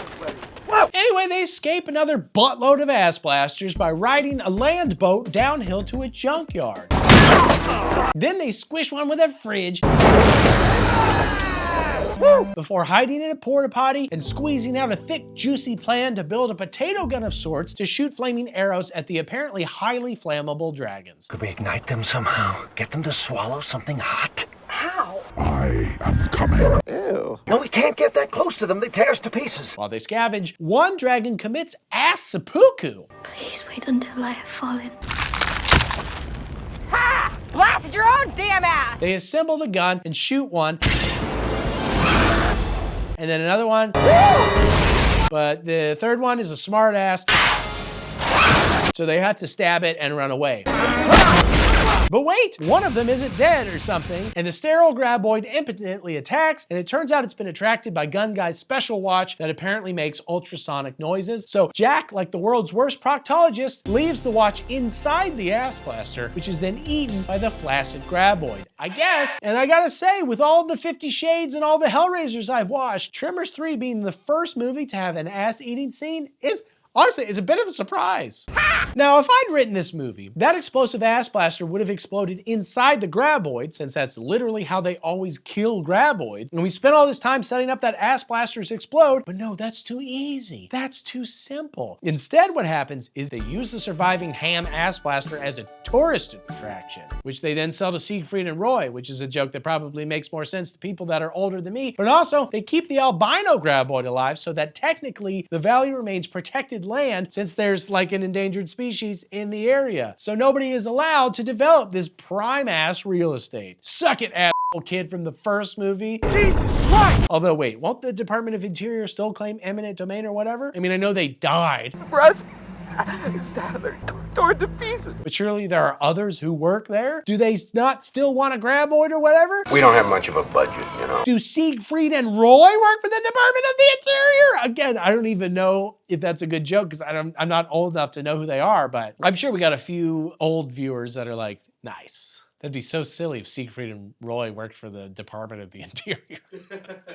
Maybe. Also, Jack and Jody go on a date ride. And I don't know, that's it. Like I said, perfection. What a perfect film. We're back to it. Perfection, that is. Universe provides. Congratulations. So I learned something about the dragons, but you have to take me serious. Okay. So when they're in the dragon phase, well, they use their butts to fly. They fart out their butt. And they're called ass blasters, and that's like the science name.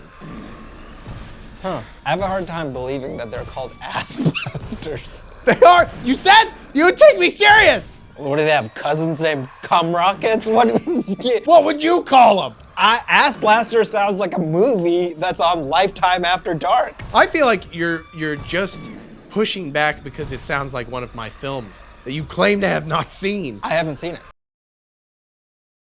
it. Dirt Dragons. We never had them in China. Oh my God, we are traveling back in time to 1889. I guess that 300 years thing was just a very rough estimate. Like when I open up Dave's self-storage and yell, there must be 50 bodies in here. It's not like I counted them all. I'm just making an educated guess. A lot of dead bodies here. Sorry. But 1889 was a time where cool shit was happening.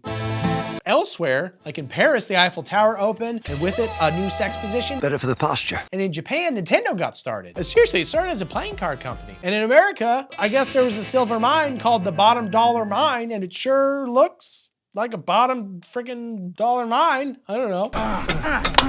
It's like looking inside a cow down here.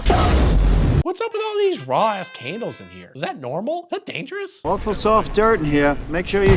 Uh-oh. Victor? Victor is gone. Victor is gone. But it's not just him. It's also the boss's head that's gone. And the lives of several others. And Juan here doesn't see anything. I saw nothing but the nothing. It was worse than anything. Okay, yeah, I guess. Such is the beginning of the legend. Wow. We head into town to see everybody leaving because people won't stop dying.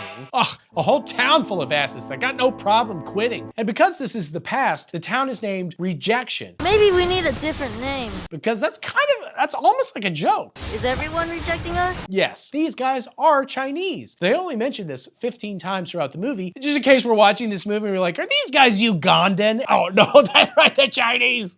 Oh my God, I'm so stupid. I don't know why I thought they were from Uganda. Where are you all from originally? China. China. China. China. China. China. China. China. China. I love China. It's sort of like how Dave won't stop casually dropping hits that he's a sterile albino. Oh, I can't even make babies and I'm so white. I'm like, can we just order? Stop telling the waitress all your problems. She can see that you're albino. She could probably smell that you're sterile. Is it a nice smell? What does that mean? I don't want to tell you because I don't want to hurt your feelings. Oh, I cannot do that. I will lose everything. But anyway, the Chinese people run the Chang market that we saw in the first movie, and they're worried because if everybody leaves, who will buy our things? I just sold an apartment for $15 million to somebody from China. So obviously things are going poorly for the people remaining in town, including a hotel lady and a Native American guy, despite the fact that they own a kick-ass steampunk tractor. Actually, it's okay because the owner of the mine is coming to fix everything. Expect the arrival of great I am he. And hey, it looks like it's the great-grandfather of Gun Guy, but oh no. You're not very fat. This guy's just a rich guy, and playing against type is a total puss. We don't know shit about shit. But that's not gonna stop him from doing the right thing, which in this and all instances is heading into the hills to shoot the shit out of some worms. That is terrible advice to give a child. I never said it was. But of course, he can't ride or shoot good because, oh my God, he sucks, right? I don't own a firearm. This is for you. Oh, I beg your pardon? This is the Wild West. Never go unarmed. I wonder if it's loaded. God, it's so funny because in the other movies, he doesn't suck. But in this movie, he does suck. You really think he's great? Anyway, he and Juan set off to round up any miners who haven't already escaped town, which is weirdly what Dave said he was doing after this video. You said you were gonna go capture any miners that hadn't escaped? What can I say?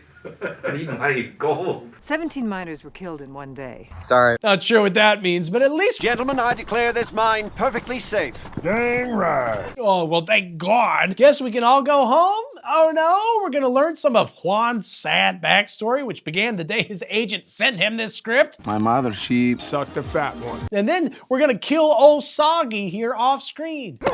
Soggy, you sorry sack? God, I'm gonna miss being able to pound you blue. Soggy was so good in the sack. He'd make your whole sorry, let me tell ya. You pound 'em, Brick! Then another miner is killed, and another is sucked down, and then the coffee pot is killed.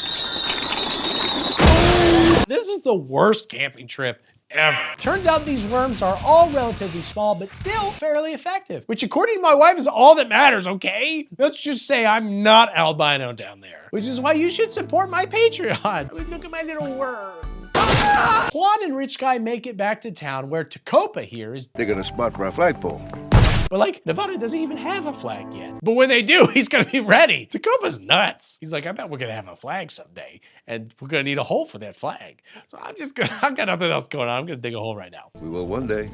I'll be ready. Juan and Rich Guy explain their experience with what they call dirt dragons, which definitely sounds like a depraved sexual act that Dave does in the bedroom, and which, to be clear, is not a thing they have nor do in China. Dirt dragons. We never had them in China.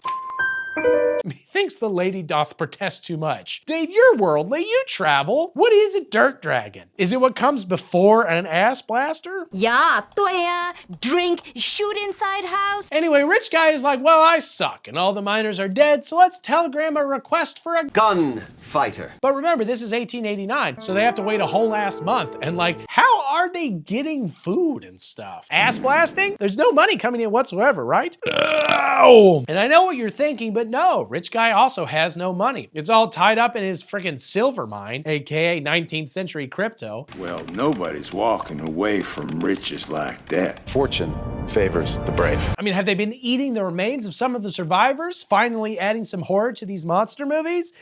No! That night it rains. That's a real gully washer. You don't have to just say everything you think. No one goes without a hat in China. What did I just say? Also, if you love China so much, why don't you marry it? In China, no one has... Anyway, the gunslinger that legend foretold dramatically shows up and anticlimactically proves he's good at shooting. But also he wants money, which is like, oh, damn, the only thing these people don't have. Oh, we don't have any money. I mean, both the characters and the filmmakers. Whatever happened to good old honest working for exposure? Except, oh wait, rich guy wears a $20 gold piece on his watch chain that's worth like $450 in today's money, which is only about $49,550 off the Mexican army's rate. But whatever, let's go shoot some shit. Miss.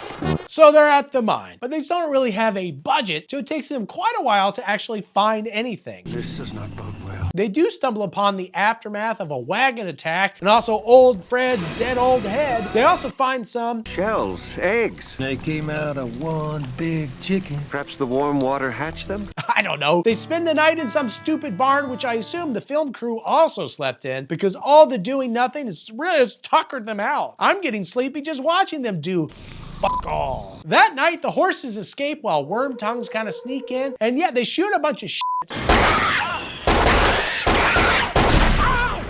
But it does no real damage, partially because, again, rich guy, oh, he sucks.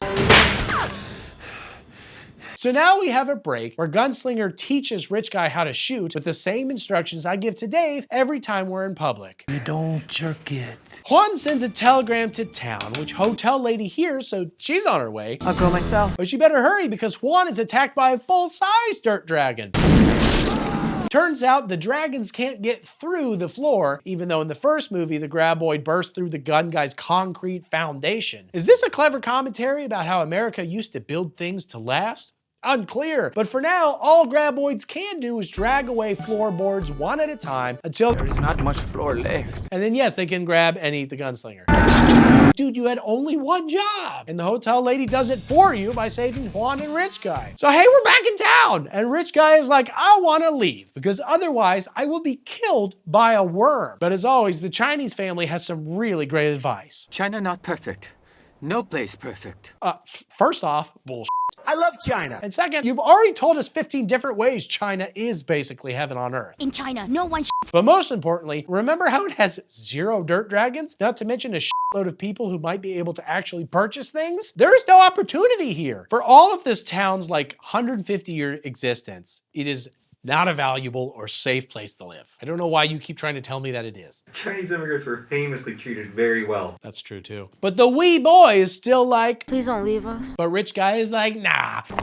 Foo. And he leaves us to go soak his ass in a fine-ass tub. It rains again, and the rejects, I assume that'd be the official name of Citizens of Rejection, are like, well, the dragons are coming to kill us after all. We are the only thing making noise between here and Carson City. I mean, it's literally raining, and the entire valley is making noise, but maybe you mean on a larger, more philosophical scale. So they're like, I guess we should move now. But like, to where? China? It's not even perfect! And how would we even get over their big-ass wall? We are going to San Francisco. Oh, okay. Yeah, that makes sense. But before they leave, they send a last-ditch telegram to the town where Rich Guy is soaking. Giant worms have left upper... We're being attacked by huge fucking worms. And the guy's like, I don't think that's true. And again, I implore characters in horror and horror-adjacent movies to come up with a white lie that might actually get people to help you. Say you're being attacked by, I don't know, big wildcats or some shit. Or, and I'm really sorry to say this, but this is the Old West. You should say that you're being attacked by Native Americans, okay? Dave, put down your revolver. It's in the movie. I'm not being attacked by Native Americans now. Then when a posse shows up, just be like, oh my God, I don't know where the Native Americans went, but there are huge worms here now. And since you're here, although they would shoot Tecopa. Wait, sorry. We should have used a different white lie. I'll be ready. But no, only Rich Guy triumphantly returns with just so many guns that we know are entirely worthless. Well, except for this oversized nonsense gun that's literally just an oversized gun. I don't know how else to describe it. It's not at all meant to be used by regular-sized or, God forbid, a small-sized man. Well, unless you're shooting a shitload of ducks, apparently. What is a punt gun? There's something to do with ducks. But anyway, they set up a kick-ass kill box and wait. We'll smoke them up! Sorry, the producers had to go check to see if they actually had the budget for a final fight. Maybe we should try again tomorrow. And it turns out, sort of. Rich Guy kills one worm with the big gun, but then another worm deep throats the penis gun. Tell me what you did. Did he do that on purpose? Then Tecopa tricks a second worm into just killing itself on a hacksaw, and then this racist worm eats the town's only Native American. Oh no, actually, it's so racist, it ate the cigar store Indian statue instead because it can't tell the difference. And I think the movie also thinks I couldn't tell the difference, which I think it's trying to make me feel racist, but I did notice. Okay, movie? They're like, oh, did you think that the cigar store Indian was Tecopa? It wasn't. I was like, I didn't think it was. I didn't think it was. You're assuming a lot. Yeah, I didn't think it was. Either way, we need to cancel kill this bigot. Maybe we could blow it up somehow. Good idea. We should do that with all bigots, fictional and otherwise. Hey, which character would be best equipped to build a bomb? We make big firecracker. I know how. Oh, who I guess knows how to build a firework? Okay, I guess so. But if you know how, I mean. You go inside and get twine for fuse. But actually, it's not racist because he sucks at making bombs. And the worm is going crazy, knocking down their store and clobbering hotel lady in the face. So they white savior pivot to Rich Guy hooking the worm to the steampunk tractor and sucking it closer until it just pops. Not sure what worm physiology made that possible, but we've got 3 more movies, so I am sure that we will learn. You got him. No. We got him. Anyway, at some point earlier, Rich Guy tried to give everybody ownership of the mine to pay his debts on his way out of town, but they're like, no, rich people deserve a leg up. So they give him back the mine. It's your mine. We couldn't cheat you that way. And he benevolently accepts under the condition that they never tell anybody about the dirt dragons because that'd be bad for his business. And also, then he can give them enough money to rebuild their establishments. Although, I don't know, maybe at least make an exception to tell your grandkids about the people eating death worms that live in this valley? It would have really helped in the first movie, but whatever. They agree, and they also changed the town name to Perfection because the previously rich guy got rich again and the poor stay relatively poor, and that's how things should be. Perfection indeed. Or maybe it's because they mentioned how this place wasn't perfect, but like, now that we don't got no racist worms, I guess this is perfection. Tecopa, what do you want? A new statue. One that looks like me. Very progressive. Then Rich Guy says he's gonna stay here permanently and intends to plunder hotel ladies' loins. Has everyone agreed to this? Oh yeah, daddy! And she's like, well, good, because I bought you a Gatling gun, which according to my estimates would cost something like $35,000 today. Quite the damn gift from a woman who hasn't had any actual business in months and just gave back her shares of the damn silver mine. But it's worth it because Rich Guy has so much fun shooting it that a legend is born. His great-grandson is gonna be super into these things. Although, unfortunately, the line will die with him because his wife will leave him. They don't appear to have any children or family ties. You're sick, you have a disease. If you don't do something about it, it's going to kill you. And then a legend will die, I guess. Next movie! So I didn't get anything specific, but I was starting to think, like, what would my grandpa do? Your grandpa was a coal miner, right? A cowboy. A cowboy. A cowboy coal miner. He was a cowboy around a coal mine. And he was with a gang of cowboys? He was with a gang of cowboys. Okay.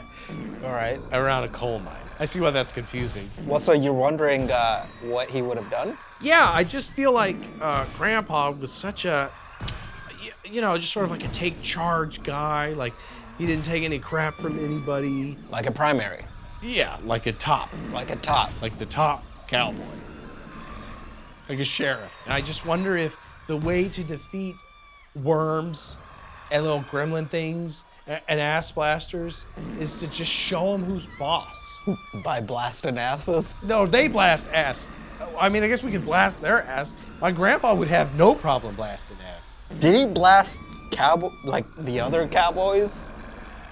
Well, Grandpa did like to talk about it that much, but I sometimes caught him looking at old pictures of his buddies and like crying, and then he would like poke a hole through it, and I would leave it around. Yeah. Did your ancestors blast any ass? Oh? No. Well, neither did mine then.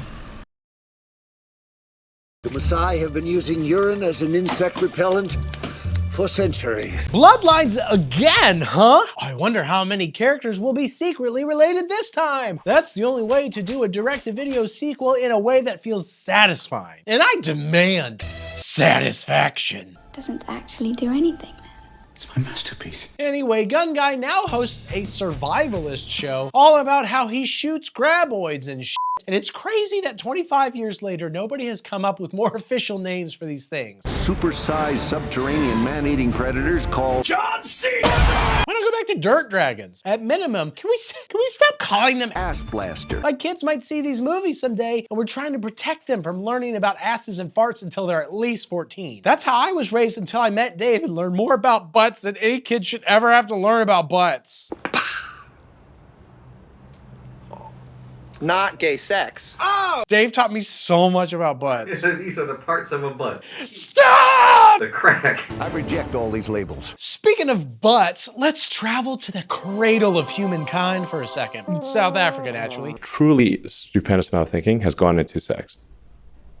Shut your blowhole. And watch these two grungy dudes Gonna drop the kids off at the pool. after a presumably extremely difficult meal. Which is crazy, because there are no Arby's over there. I'm hurting here. I'm in pain. And you mock me. But this guy dug his toilet hole way too deep, and he falls in. And these two guys also have handheld cameras, by the way. Not sure if this is supposed to be a Gun Guy spinoff show or some desert fetish scat video or something. But as the first guy gets saved by the second guy, he pisses himself. I'm pissing myself! And then is killed. I think it is a fetish video. More like piss lines. Am I right? Yes. No. You have no idea how right I am. For starters, here's another piss boy in the Mojave Desert. Turns out the pisser is freaking Jamie Kennedy of all people. Dirt bike expert Jamie Kennedy, to be specific, as opposed to white rapper Jamie Kennedy or abortion doctor Jamie Kennedy. Hey, that's me. What are you talking about? There he is. Anyway, he dirts his bike right onto the set of Gun Guy's show. Who the hell are you? We about to have some hardcore drama go down right about now. Because he's like his biggest fan ever. And the current camera guy quits on the spot, making Jamie the de facto new camera guy. Man, camera guy inheritance rules are so complicated. We need a Bridgerton about camera guys. So, that is your new camera guy, and I plead with you not to make us wait. Come on. Even Gun Guy is confused, but Jamie plans to explain it with a thumb drive. This is called a digital file. Ah, yes, digital files. The Tremors series is firmly in the future now, where video is digital and Jamie Kennedy is apparently tolerated. All the previous films were recorded on vinyl and Edison tubes. I bet you didn't know that. It's hard to torrent them because I had to go down to the factory. Right then, another dude drives up and he's like, "Hi, I'm a South African." South African. Oh, we got a confirmed ass blaster. And I know what you're thinking, but he's actually not referring to Elon Musk after eating a muffin that was too spicy. Truly stupendous amount of thinking has gone into Eating a corn muffin. what? No. Gun Guy's down to go help, but he's not sure about Jamie. At least not until Jamie explains, I spent the last 10 years of my life deep in this shit. Yeah, Afghanistan, Syria. but that doesn't mean anything. He might have been vacationing there. You know how people are always popping off for holidays in Afghanistan? Also, the South African guy offers to pay for Gun Guy's videos for up to 2 years. It's like, who is he, Aura? Well then, Please, Mr. South African man, sign up today at aura.com/breeding. What? No. So now they're in Africa, the southern part, and Gun Guy immediately notices some cultural differences. This doesn't look like any ass blaster I've ever seen. The Republican who's blasting me in the ass or the Democrat who's blasting me in the ass? Another difference is they impound his special guns and give him shittier guns. They set up base camp at some random animal refuge and meet up with the grungy South African guy from the intro scat video. I don't know, there's some other people. Hey.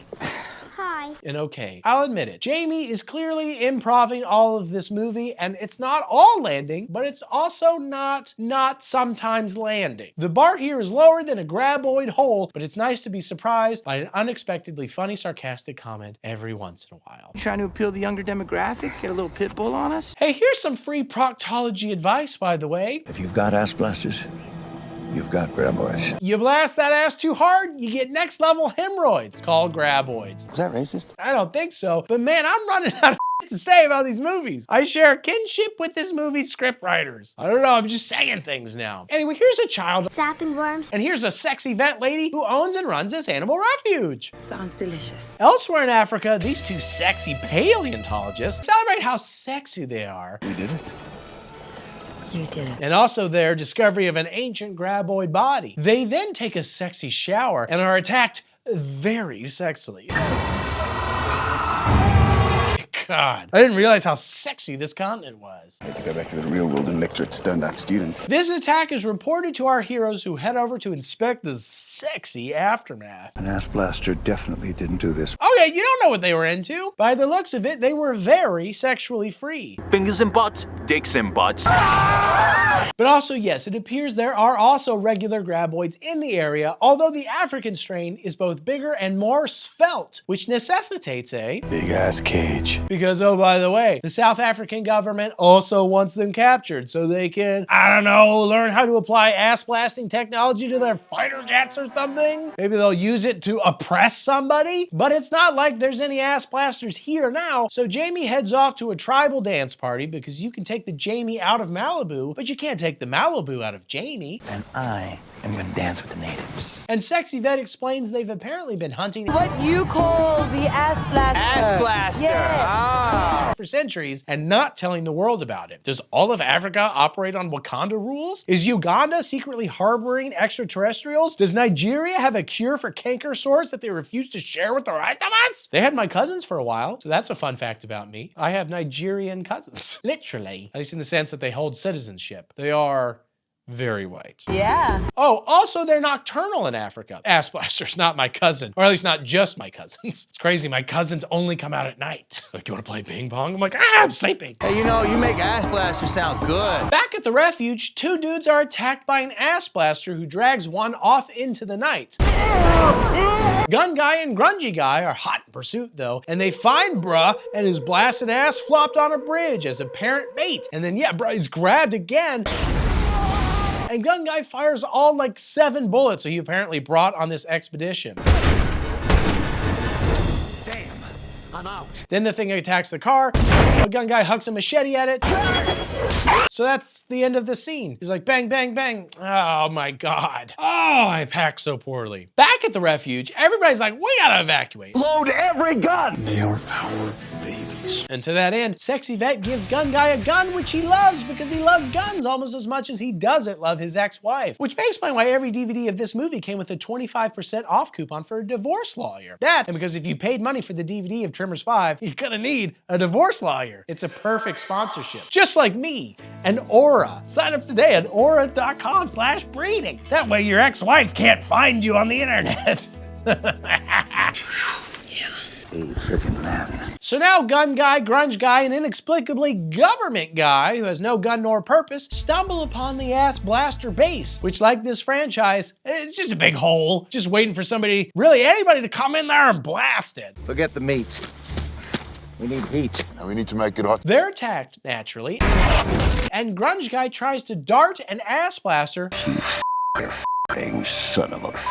But that doesn't work, so Gun Guy kills it right on top of Grunge Guy. You can't kill me! I'm African! There you go, another thing has happened. Say whatever you want about this movie, but you can't deny that it is, by definition, legally a movie. But wait, there are more things because twist! Government guy is actually a poacher guy. What are you doing?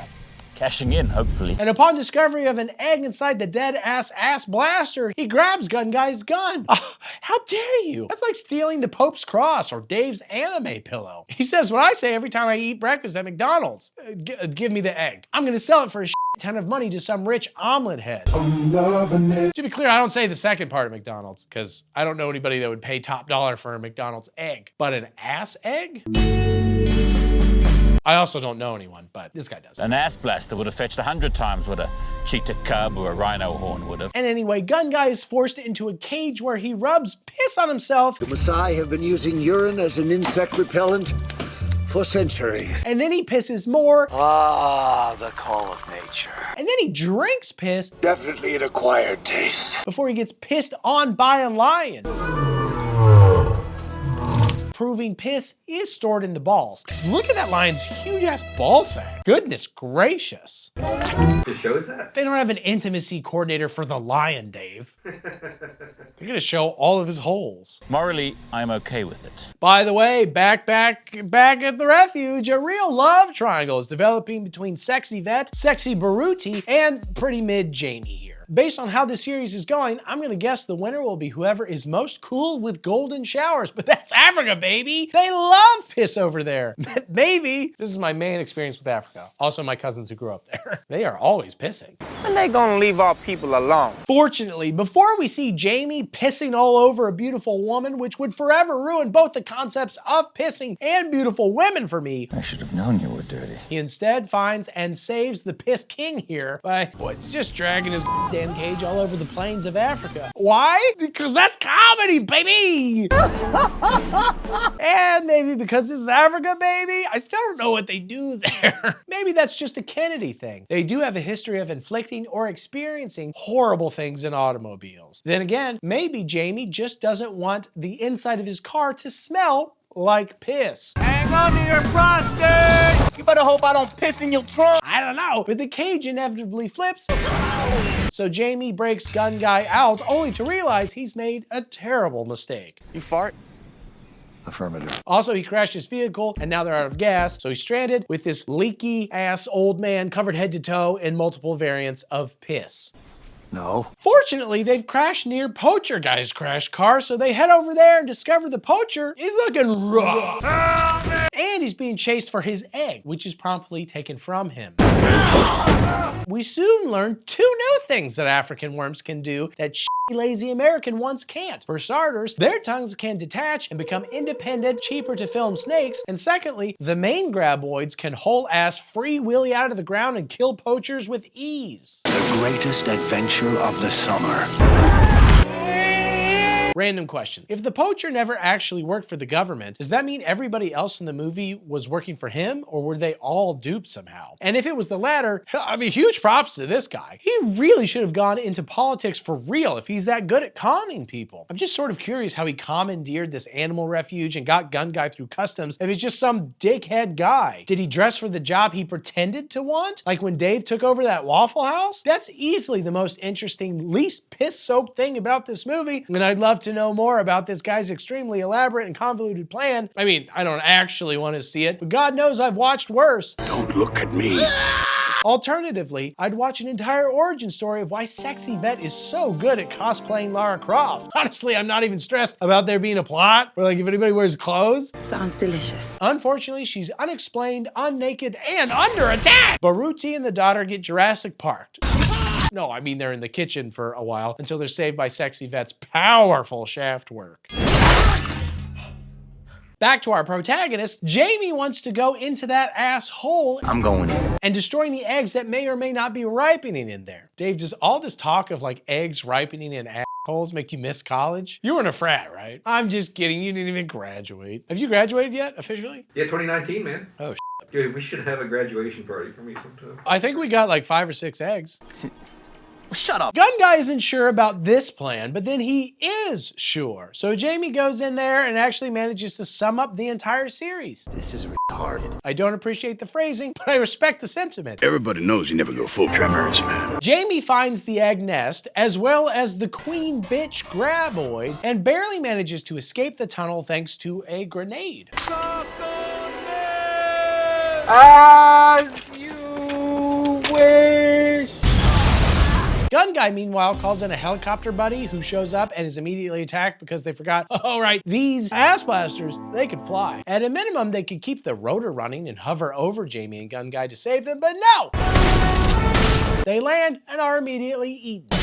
Oh well, nothing they could have done except properly use their equipment. I mean, if they had just tilted their helicopter a little, they could have blendered the Graboid and shoot a 1 billion view fetish video where they all bathe and it's raining blood and guts. It's like these guys don't even depend on page views to feed their families. Unlike me, sign up for my Patreon so I don't have to make any more videos where I shower in the blood and guts of ancient monsters. This is a bag of dicks. Jamie and Gun Guy remain unsaved, so they use some random nearby cows. We can get lost in their seismic signatures. So they can run through the chopper and use onboard missiles to explode the egg nest. Holy Honestly, not all that different from when I try to make breakfast. My wife says I'm very messy and that I don't need to use explosive missiles to cook eggs. I think they taste pretty good. Oh, hey. Slow down by that wide road. Helicopter guy shot his way out of the worm. Hey, want another twist that you definitely weren't expecting? Gun Guy doesn't use a condom. How could you possibly know that? That was 40 years ago. Wow, he's just out there just spraying and praying, am I right? Sorry, that's not the twist. That part was obvious. The twist is that Jamie is a literal bastard. Boom!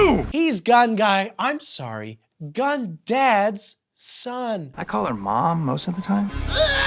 His gun son. Bloodlines. I know that changes everything you thought you knew. So while you process all I've just thrown at you, let's come back to Sexy Vet, who's currently bending way over while running for maximum stealth. I call her Mom most of the time. I should have known you were dirty. Sorry. The little trio are still dealing with the worm, so they rig up a convoluted fire and truck and arrow plan to explode it all to shit. It's a famously potent combination of elements. My son killed like 20 worms last week utilizing the same method. Turns out the reason they're being attacked is because the stupid kid has been holding onto an egg this whole time for no reason. Was she gonna eat it? Raise it like a baby chick? I don't know. Kids are dumb. Are you our new soccer star? They're like, I bet that's why we're being attacked, because this kid has this freaking egg that she's dragging around. Anyway, let's hop in a car and head into the village and still allow the child to hold on to the egg that's making her a target of prehistoric worms from hell. Except the village has been completely destroyed and the roads are impassable. There is no way they'd be able to get around that utility pole, taking up like 15% of the road. So they wander inside a convenience store only to witness a man eaten in the floor. And they're like, never mind, we'll take our chances with the utility pole. But oh shit, the girl cradling the homing beacon for evil worms has left the car. Maybe we should take the egg. Should we take the egg? Turns out she ran into the middle of the village where the villagers are all just chilling on roofs and stuff. And she's cornered by 2 tongue snakes, which is never a situation you want to find a kid in. Thankfully, Gun Guy and Jamie, dynamic father and son duo, show up. And Jamie sees a dirt bike, so he hops on, grabs the egg, hucks it to Sexy Vet while Baruti grabs the girl and Gun Guy chain guns the tongue snakes. Perfect plan, perfectly executed. That's the perfection Nevada of plans. Who the hell cares, Nevada? Except, oh no, the queen bitch attacks. So they come up with another perfect plan. Jamie will ride around on the dirt bike while Sexy Vet transforms into Sexy Benjamin Franklin and harnesses the power of the gods to electrocute the worm to death. Or maybe it'll imbue it with a soul if we're following 80s movie logic, but I guess we'll just have to wait and see. We have the worm. What do you suggest we use for the zap? Oh no, this is definitely dead. Again, perfectly executed. Just like I wish I could be instead of watching these movies. Just execute me, Dave. Execute me like one of your French girls. Please wait until I have fallen. But do it perfectly. I want to die the way that I lived. They cook the worm to eat it. Ooh, yeah, no, I know this is Africa, but Nah. That's old school, Pops. And I'm glad the Gun Guy bloodline has technically continued longer than I thought it would. But if the hopes of it extending any more generations depend on Jamie, I think this might be the end of the road, sexually speaking. You're like a cross between Martha Stewart ain't Oprah. I'ma call you Mothra. Okay.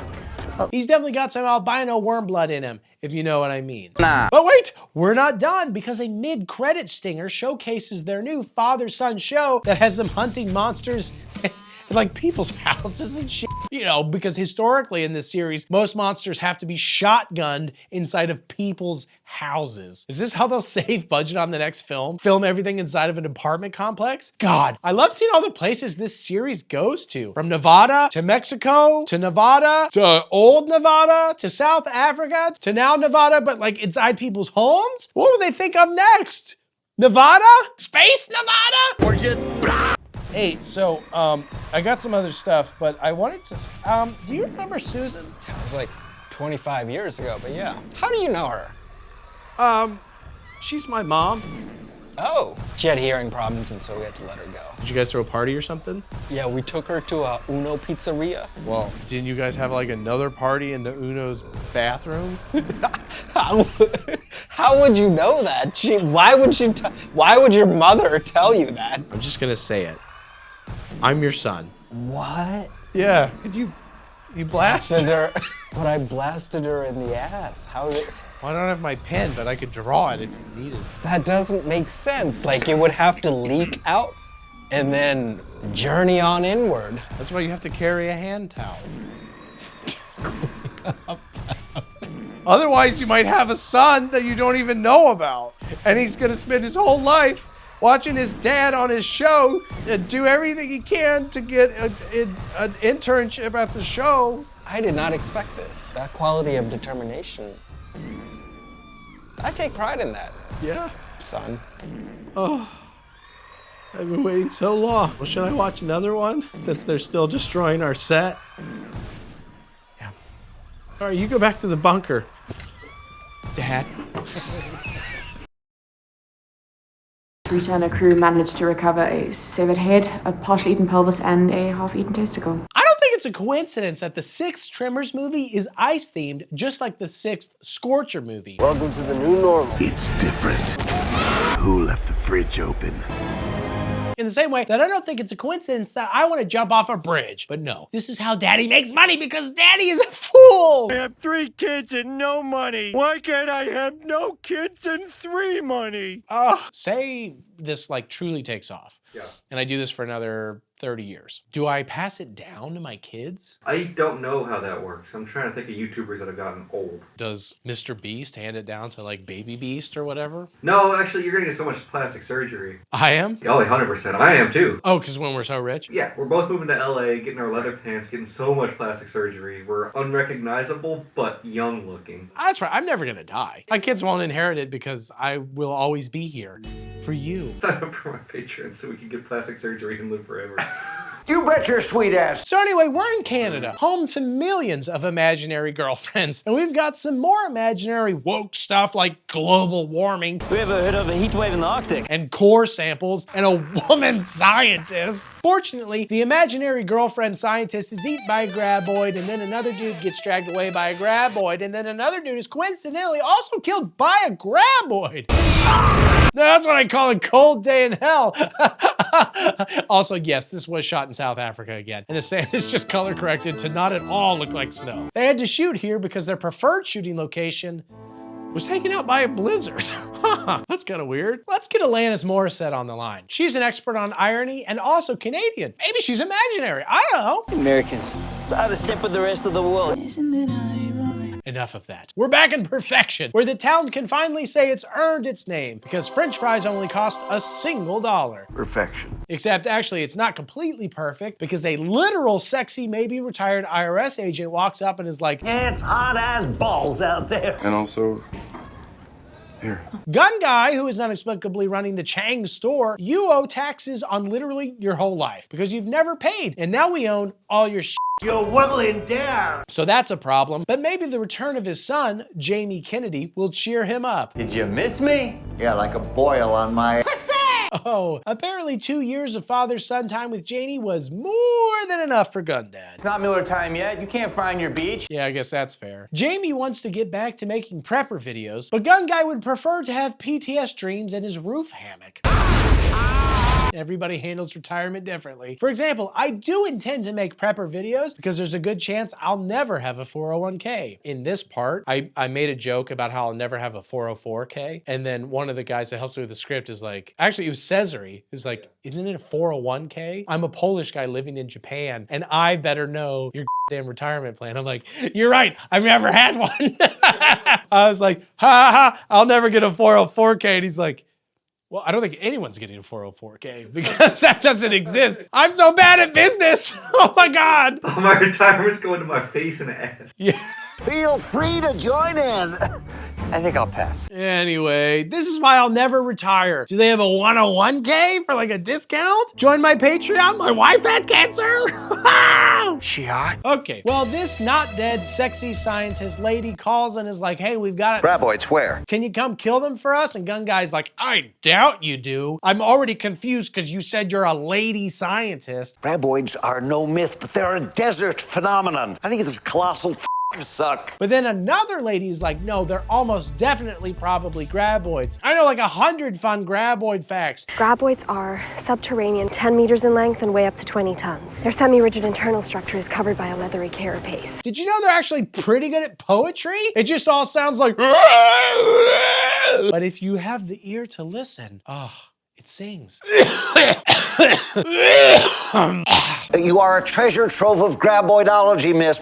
The carpet match the drapes. Oh my God. Gun Guy's like, good enough for me. I'm gonna throw on some snow camo, despite the fact that there's basically no more snow in this movie. And the only snow that we actually did have in this movie was actually sand. Also, white camo? What's that, like an ascot? Like a popped polo collar? Got him. Come on, that's a little harsh, I think. Like what makes you hide in a white crowd? Probably like wearing a Livestrong bracelet. Pulling a PSL. What's a PSL? Spice latte. You have an acronym for it? Hey, speaking of retirement and the mortality of myself and my family, Jamie wants Gun Guy to think about life after Gun Guy. What about your legacy, huh? It really makes you think about Tim Hortons Donuts. Let's go to Canada. Sir! Yes, sir! They're flown by an imaginary lady pilot who somehow doesn't know about ass blasters! It feels like after 30 years of blasting ass, these things would be better known, but I think more realistically, the director can't trust that anybody has ever watched a previous Tremors movie, and since they're probably being held at gunpoint and being forced to watch this Tremors movie, presumably by the director, or in my case, Dave, we've got to re-explain shit every 5 seconds. Yeah, they're heat seekers. Who's Dave? Anyway, this particular ass blaster sullies itself into the plane engine, forcing them to act out the world's most dramatic landing. Okay, we are just about ass to ankles back here. Guys, it's not that bumpy. Calm your down. That was really good take, guys. Whoa! Upon crash landing, some guys later revealed to be DARPA. The acronym for evil. Show up and just say, kind of vague, threatening things. Consider yourself properly warned. Then they leave, and other people show up. There's a lot of people in this movie. It's amazing how big your cast becomes if you offer to pay them only in free Canadian donuts. They're not necessarily the best actors ever, but certainly the most actors. At your service. Anyway, the Graboid fact fiend is actually Val and Rhonda's daughter. No. Who? From the first movie? Like, this is Kevin Bacon's character's daughter. I never said his name because I didn't think it would ever come up again. I'm dumb. Why didn't I think this franchise would go on for 30 years? Crazy, huh? And I guess the fact that she's Kevin Bacon's daughter technically makes her Canadian Bacon. I don't know. Everybody heads back to the research station where, man, it just looks like everybody's having a blast. Being a scientist seems like a rip-roaring good time, especially during a woke Arctic heat wave. They still haven't technically found evidence of Graboids besides a half-eaten testicle. But to me, that suggests it's not a Graboid. You know the old saying, once a Graboid pops the sack, it can't just help but snack? Like, who stops eating a testicle halfway through? Dave, have you ever eaten only half a testicle? You're wasting a perfectly good testicle. Yeah.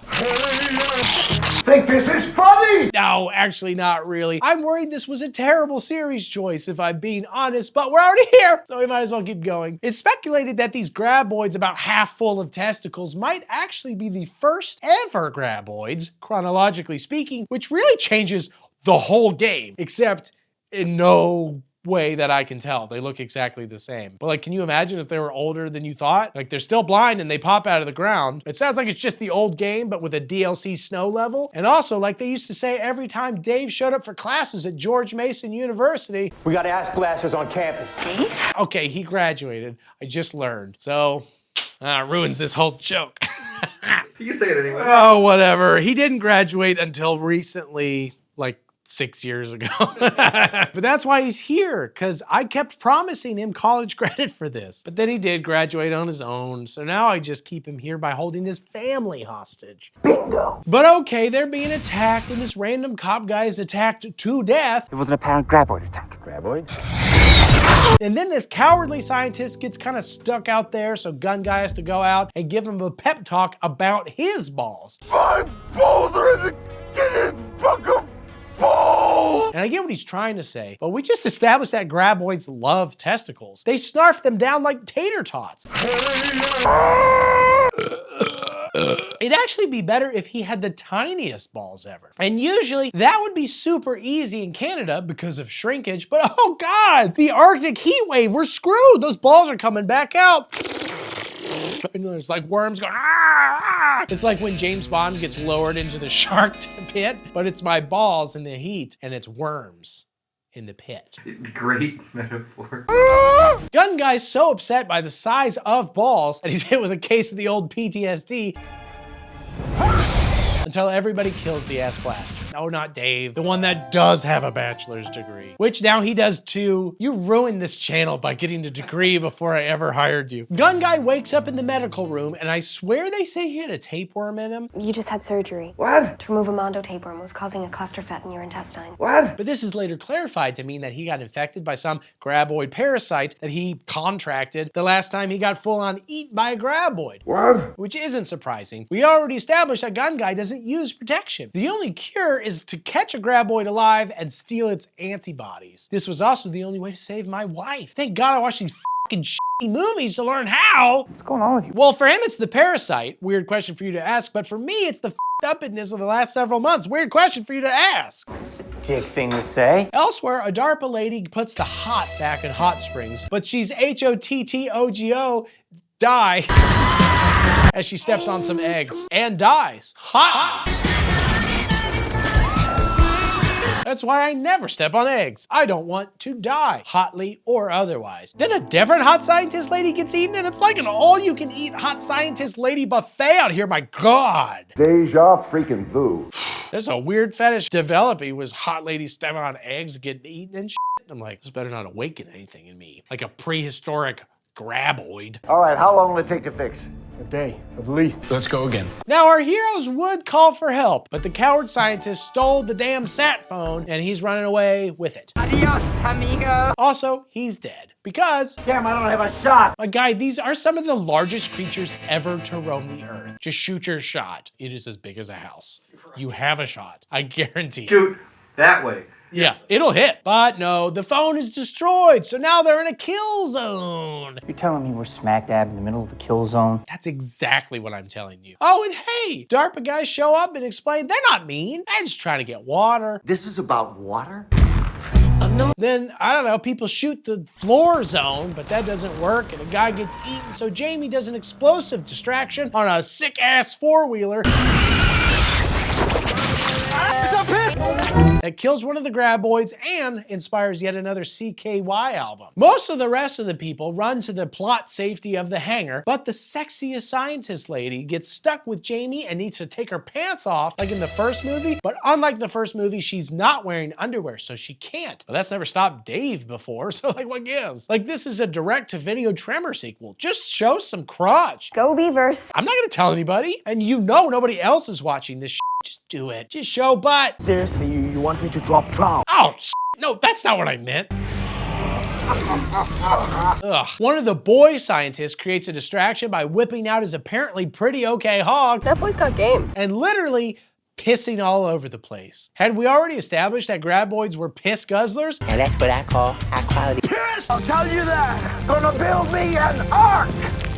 Well, now it's canon. They're very Dave-like in that way. And you know what? Between Jamie's return, shout-outs to the first movie, and now a connection to the previous Piss Fest, honestly, I'm just so glad that Tremors is committed to Graboid canon and continuity. Not every series cares enough to do the same. Gestures broadly to every other video I've done, basically. Nobody cares about their series, like Tremors cares about their series. But while this man sprays and prays, Gun Guy PTSDs again, but is saved by people shooting guns. And Jamie's all like, "You've never given up on anything in your life, old man. Don't start now." Okay, except for his marriage, Jamie, and whatever hooker he slept with to produce you, and therefore also you, also paying his taxes, also being in a better franchise. But sure, you never give up. Well, for now, they come up with a plan to electrify some underground water around the hangar as a sort of electric fence, and they use the death of some DARPA guys as cover to get over there. But oh no! Piss Boy remains upon the drill tower, which was set to auto-drill today, and sure enough, there she goes, auto-drilling. We set the core sample drilling on auto for today, remember? So everybody else makes just so much noise. This draws in the second Graboid who gets exploded by the electric fence, but like, at what cost? I hate to drop a turd in the punch bowl, but the Jenny's blown. I'll take care of you if you're sick. Okay, what else is going on? Jamie saves King DARPA in exchange for not having to pay taxes and give him back his pussy! And spoiler for the next installment, not having to star in another one of these movies. And then DARPA guy sucks his whole ass out of ladder.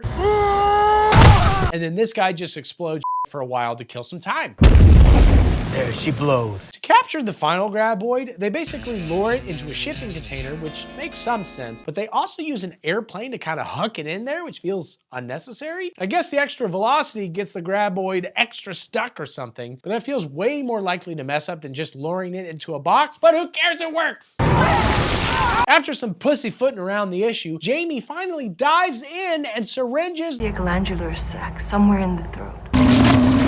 which is actually, it's really poetic. Like that one guy got half a testicle eaten, and now this Graboid gets his sack drained. It's like, it rhymes. Again, it's like poetry, so if they rhyme.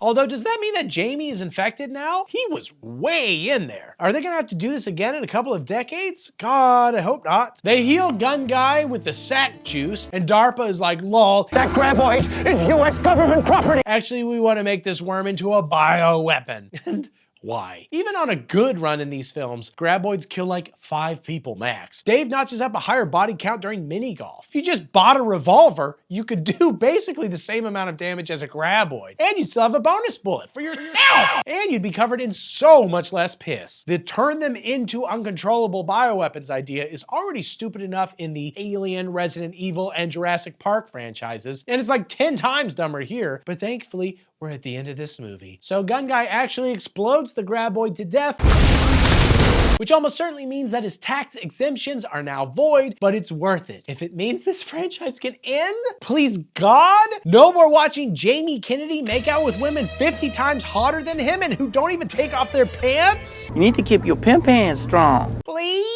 How do you not die? You never die. All right, Dad, I don't know. I've got an idea, intern son. What is it, Dr. Dad? Really? Yeah, you can have both, but I'm going to the bunker. Oh. All right. But just leave a note outside because you don't know the entry code. All right. Hey, we did it. We did it. Now we can celebrate. It's time for a vacation. Oh yeah? Where are we going? I'm going to Shrieker Island. I think there's a movie about that. I'll just watch it, I guess. Okay, you do that. Okay. Hi, Dad. Bring me back a coconut. Sorry, what? I said we're ready to f their asses. Don't do that. Oh my God, an island? A scary island even? Wow. What exciting and previously unexplored topography. The daring, creative innovation to skip peninsulas entirely and jump straight to island? Oh my God, they're so creative. Oh no. And up until now, islands only had good things on them, like treasure. But this movie is changing the game. A dude runs from an invisible presence with entirely unnecessary and unimpressive parkour, while a bunch of game hunter types just sort of watch. The prey's approaching the kill box. Oh my God, it's another kill box. God, I just love when movies have kill boxes. Those are the best kinds of movies. Most of the time. Turns out the thing was a Graboid and they don't kill it. Can't believe we didn't kill that thing. I know. And title card, Shrieker Island.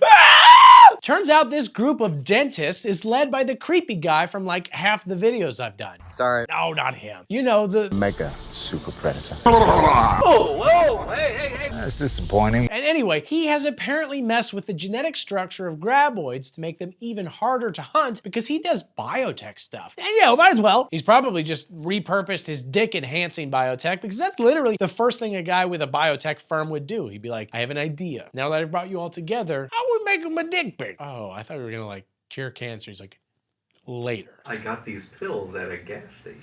Come on. You're gonna enjoy it. Across the water is a happier looking island that doubles as a wildlife preserve and a cheap shooting location. They're led by a lady scientist and Napoleon Dynamite, who's really, he's just fallen off so hard. Oh, fart in the bag. In a lot of ways, he's like Jonah from Veep, except that guy rules and continues to have fun supporting roles. Oh, I've been dying to speak. While John Heder, I guess, tried to be a leading comedy man and was soon discovered to kind of suck. I love Hollywood for sure, but look at it this way. I'm practicing my leadership skills. Which does actually make him the perfect guy to follow in Jamie Kennedy's steps, but depressing. But whatever, he's here now, and for no apparent reason, he and lady scientist and a third guy head over to Scary Island to see what Super Predator is up to. What's Bill doing over there? That's Bill's private island, Jazz. You know the deal. No trespassing. Let's go see what he's up to. Didn't you hear me? They gotta go now, though. No time for boots. They find a Graboid corpse and Napoleon's gag reflex. It's dead, though, which suggests it's crapped out some shriekers. Also, the title of the film suggests this. And Napoleon is like, what is this? What the hell is this thing? Seriously, we need to stop acting like people don't know what these are. It's been 30 years, technically 130. There have been multiple high-profile events. People, especially animal scientists, they should be selling impossible Graboid meat in supermarkets. You'd stop being shocked at the existence of Bigfoots after 3 decades of them popping up to steal sneakers. Especially if they kept being shot to death in massive numbers. Like your job is to know animals. Like, what is this, like a turkey or something? This is an exoskeleton. Thank you, girl scientist. But I guess not. And oh shit, a shrieker or two attack and the assistant guy is killed. And okay, yeah, this is why John Heder is in this type of movie. What the hell was that thing that killed Ishi, Jazz? He can't even make it campy or fun. It's sad. Just like that guy's death, I guess. Meta? I tried to help him. I did my best. I did, Jazz. If you're wondering why Jamie Kennedy isn't in this movie, it's because God exists. And he's in a Mexican jail. That's canon and maybe reality. I wouldn't be surprised if real Jamie Kennedy was also in a Mexican jail. But Gun Guy isn't. So Napoleon goes to grab him from Papua New Guinea, where he's been beach bumming it for the last couple of years, and probably rubbing piss all over himself. It's not said outright, but the implication is there if you have the eyes to see. Beats the hell out of civilization with all its rules and regs. It's a privilege to pee. Because these movies are all about canon and Public urination. Initially, he refuses the call, but then, I mean, get this, he accepts. Destiny's a bitch. Man, I was like, is he gonna accept the call to adventure or is he not? He really saved the cat. Back at the dentist camp, this Archer girl takes bets on some real William Tell shit. Then scientist lady shows up and is like, did you breed Graboids? And he's like, yep, and I also blocked all communication to the island so the hunting of them will be more authentic. You know how when you go hunting, you don't bring anything with you to contact the outside world? Because that makes it more fair when you shoot a woodland creature with tiny metal missiles traveling faster than the speed of sound. If a squirrel can't log on to Instagram, then neither will I, because that's fair. If they can't call in airstrikes, I can't call in airstrikes. Oh, God. And she's like, well, I guess that gives us a plausible reason for nobody to come help us and to keep the budget low. And seriously, who gives a shit? Just go back to your island. Yeah, this dude and what he does is lame, but he's keeping this entirely contained to his Shrieker Island. The only reason your friend died is because you and Napoleon decided to trespass. Either he kills the monsters or they kill him. Either outcome solves the problem. As far as you know, Graboids can't swim, so you've got plenty of time to alert the authorities or whatever after the hunt ends. Just go home. In the movie. Yeah. I can't do that. That night, a dude gets drunk, and pretty soon his piss droplets will be gone. Like piss in a golden shower. I once saw piss all across the Orion star belt. I saw sea beams sparkle in a cloud of piss. Like tears in piss. Sorry, that was really powerful, but I think I lost you on that last line. I've seen piss. That's catchy. I like it. Also, he'll get sucked into a toilet hole. He should have known Graboids are real piss guzzlers. Or maybe he was killed by a Shrieker. If so, he should have taken a huge steaming shit. They would have been attracted to the heat and the corn, and he could have escaped. But alas. Hey, did you know that apparently Jamie Kennedy wasn't the son of Gun Guy's ex-wife, but rather this random scientist lady? Oh, you did? My bad. But did you know? We're completely gunless. I didn't know, but I could have guessed it since that's like the plot of every single movie. It's like Superman comics where they have to take away his powers to make the fights more interesting. Gun Guy's powers are guns. If he had them from the get-go, this movie would be over in the first 30 minutes. Oh, also there's a busty lady who's helping Gun Guy out now. Make sure that gets into your notes if you're taking notes. You got it. I think people take a lot of notes on my videos. I did. Anyway, they head to a World War II era bunker to find flamethrowers, machetes, and a ton of dynamite of the non-Napoleon variety, which should be enough. Just slather them in piss and poop and all the Graboids and Shriekers will come down to feast on them. And plus, if you film yourselves doing it, you'll make a killing on piss tubes. Sorry, that's the YouTuber and me. Always thinking about more content. These burps are gnarly. They're like chunky and there's like pork in them. But no, actually, instead they intend to rig the dynamite up like an alarm system. Like if a Graboid comes too close, he'll trip the dynamite. Couple of crash bangs won't stop a Graboid. Oh, but it'll slow it down, or at least let us know that she's coming. Imagine if your car just exploded every time somebody bumped into it in the parking lot. Like a Tesla, I guess. Alternatively, they've also got this dumbass tiny bird as an alarm. She'll sense danger and let you know it's coming. It's really the entire possible spectrum of alarms. Bird? We have a lot of alarms. Okay, we've established many alarms. What are we gonna do when the alarm goes off? Well, I don't know. I mean, all our dynamite and birds will be dead. I think we are missing a critical component in this plan. But we'll be like so alert. You got it. Anyway, they head over to Scary Island where the dentists are hunting Graboids with literal bow and arrows. Hey, wait, how did Shriekers even get their name? Make a loud screeching sound just before they attack. Ergo, the name. Oh, that makes sense. Speaking of, several attack the main group with a powerful sonic blast. Several are killed, but several more are saved by World War II era flamethrowers. A Graboid attacks, so Gun Guy hucks his flamethrower and Archer Girl shoots it as a distraction while saying what I say to customers I don't like when they visit my Parisian cafe. Bon appetit, bitch! Only now do I truly understand what he meant. Then he runs away like a 70-year-old man. My bones are brittle. Can we let him retire? After all this, they're like, hey, Super Predator, maybe call off the hunt so we can get the island cops or whatever in here. And he says, nah, and darts Gun Guy to sleep. Although again, he's like 70. I feel like if you just waited 5 minutes, that would have happened naturally. He's like, don't you? You don't have to give him a sedative. Life has given him a sedative.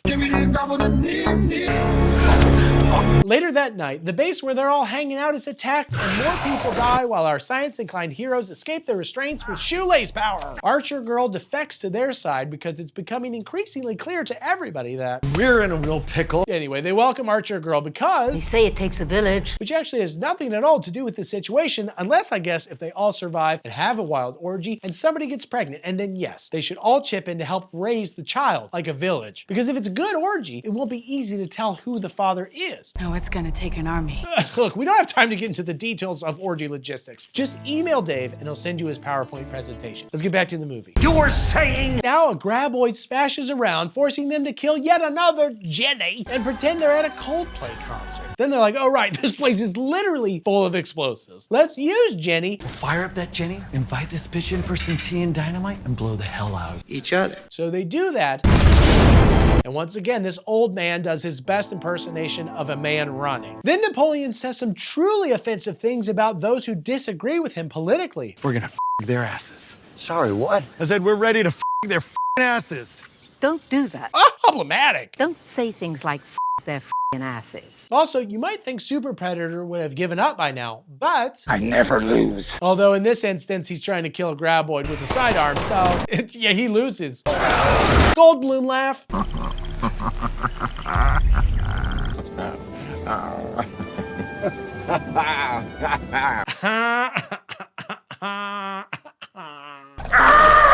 All right, final set piece. Napoleon and Gun Guy rub themselves with mud because this movie couldn't even afford a piss budget, and they head into a scary island cave to kill a bunch of shriekers with machetes and a chainsaw and a flamethrower and eventually a random knife. While the others prepare an explosive punji pit. Gun Guy shows back up on Happy Island and is like, okay, everybody else can leave because this worm only wants to kill me because I'm the alpha, because I'm a Sigma Gyat. That mother wants me. That Gyat's drippier than Lunchley cheese. And oh hey, there's the worm setting off the alarms that literally, it levels an entire tower. Guys, that's a bad alarm. Your alarm should not destroy the building in which it is housed. But it's fine, because Gun Guy escapes on a horse, and then he and Napoleon goad the final Graboid into a charge. Vaya con diablo mia. But at the last second, Gun Guy pushes Napoleon out of the way and is presumably eaten while the Graboid is stabbed and exploded. Then the rest of the movie is basically sad silence as these random characters who weren't in any previous movies desperately mourn this weird old guy they've known for like 2 days. I'm guessing Napoleon had to have originally been Jamie Kennedy's character till Kennedy landed that sweet Applebee's hosting gig or whatever, because that's the only thing that would make this even slightly dramatic. Oh. That guy. I actually have never said his name in this entire script. He's in every single movie, and I refuse to tell you his name. Then we get dramatic optical blend slow-mo video credits celebrating Gun Guy's many varied and brilliant performances. Also, he has a day on April 14th, which you should celebrate while paying your taxes, I guess? Dave, make a note to release this video on April 14th, and if you forget... We'll get an extension. Yeah. Surprisingly, it's a really clean end to a series that had really way too much piss in it. This is like the only series we've ever done that has the same character in every single one, and then they die definitively, as far as I can tell, in the last one. And his name was Burt Gummer. Hey, what happened to my friend Burt? Now that he's dead, I feel like I can tell you that. In death, a member of Project Mayhem has a name. His name is Burt. Rest in peace, Burt Gummer. Sorry, Burt. He's dead?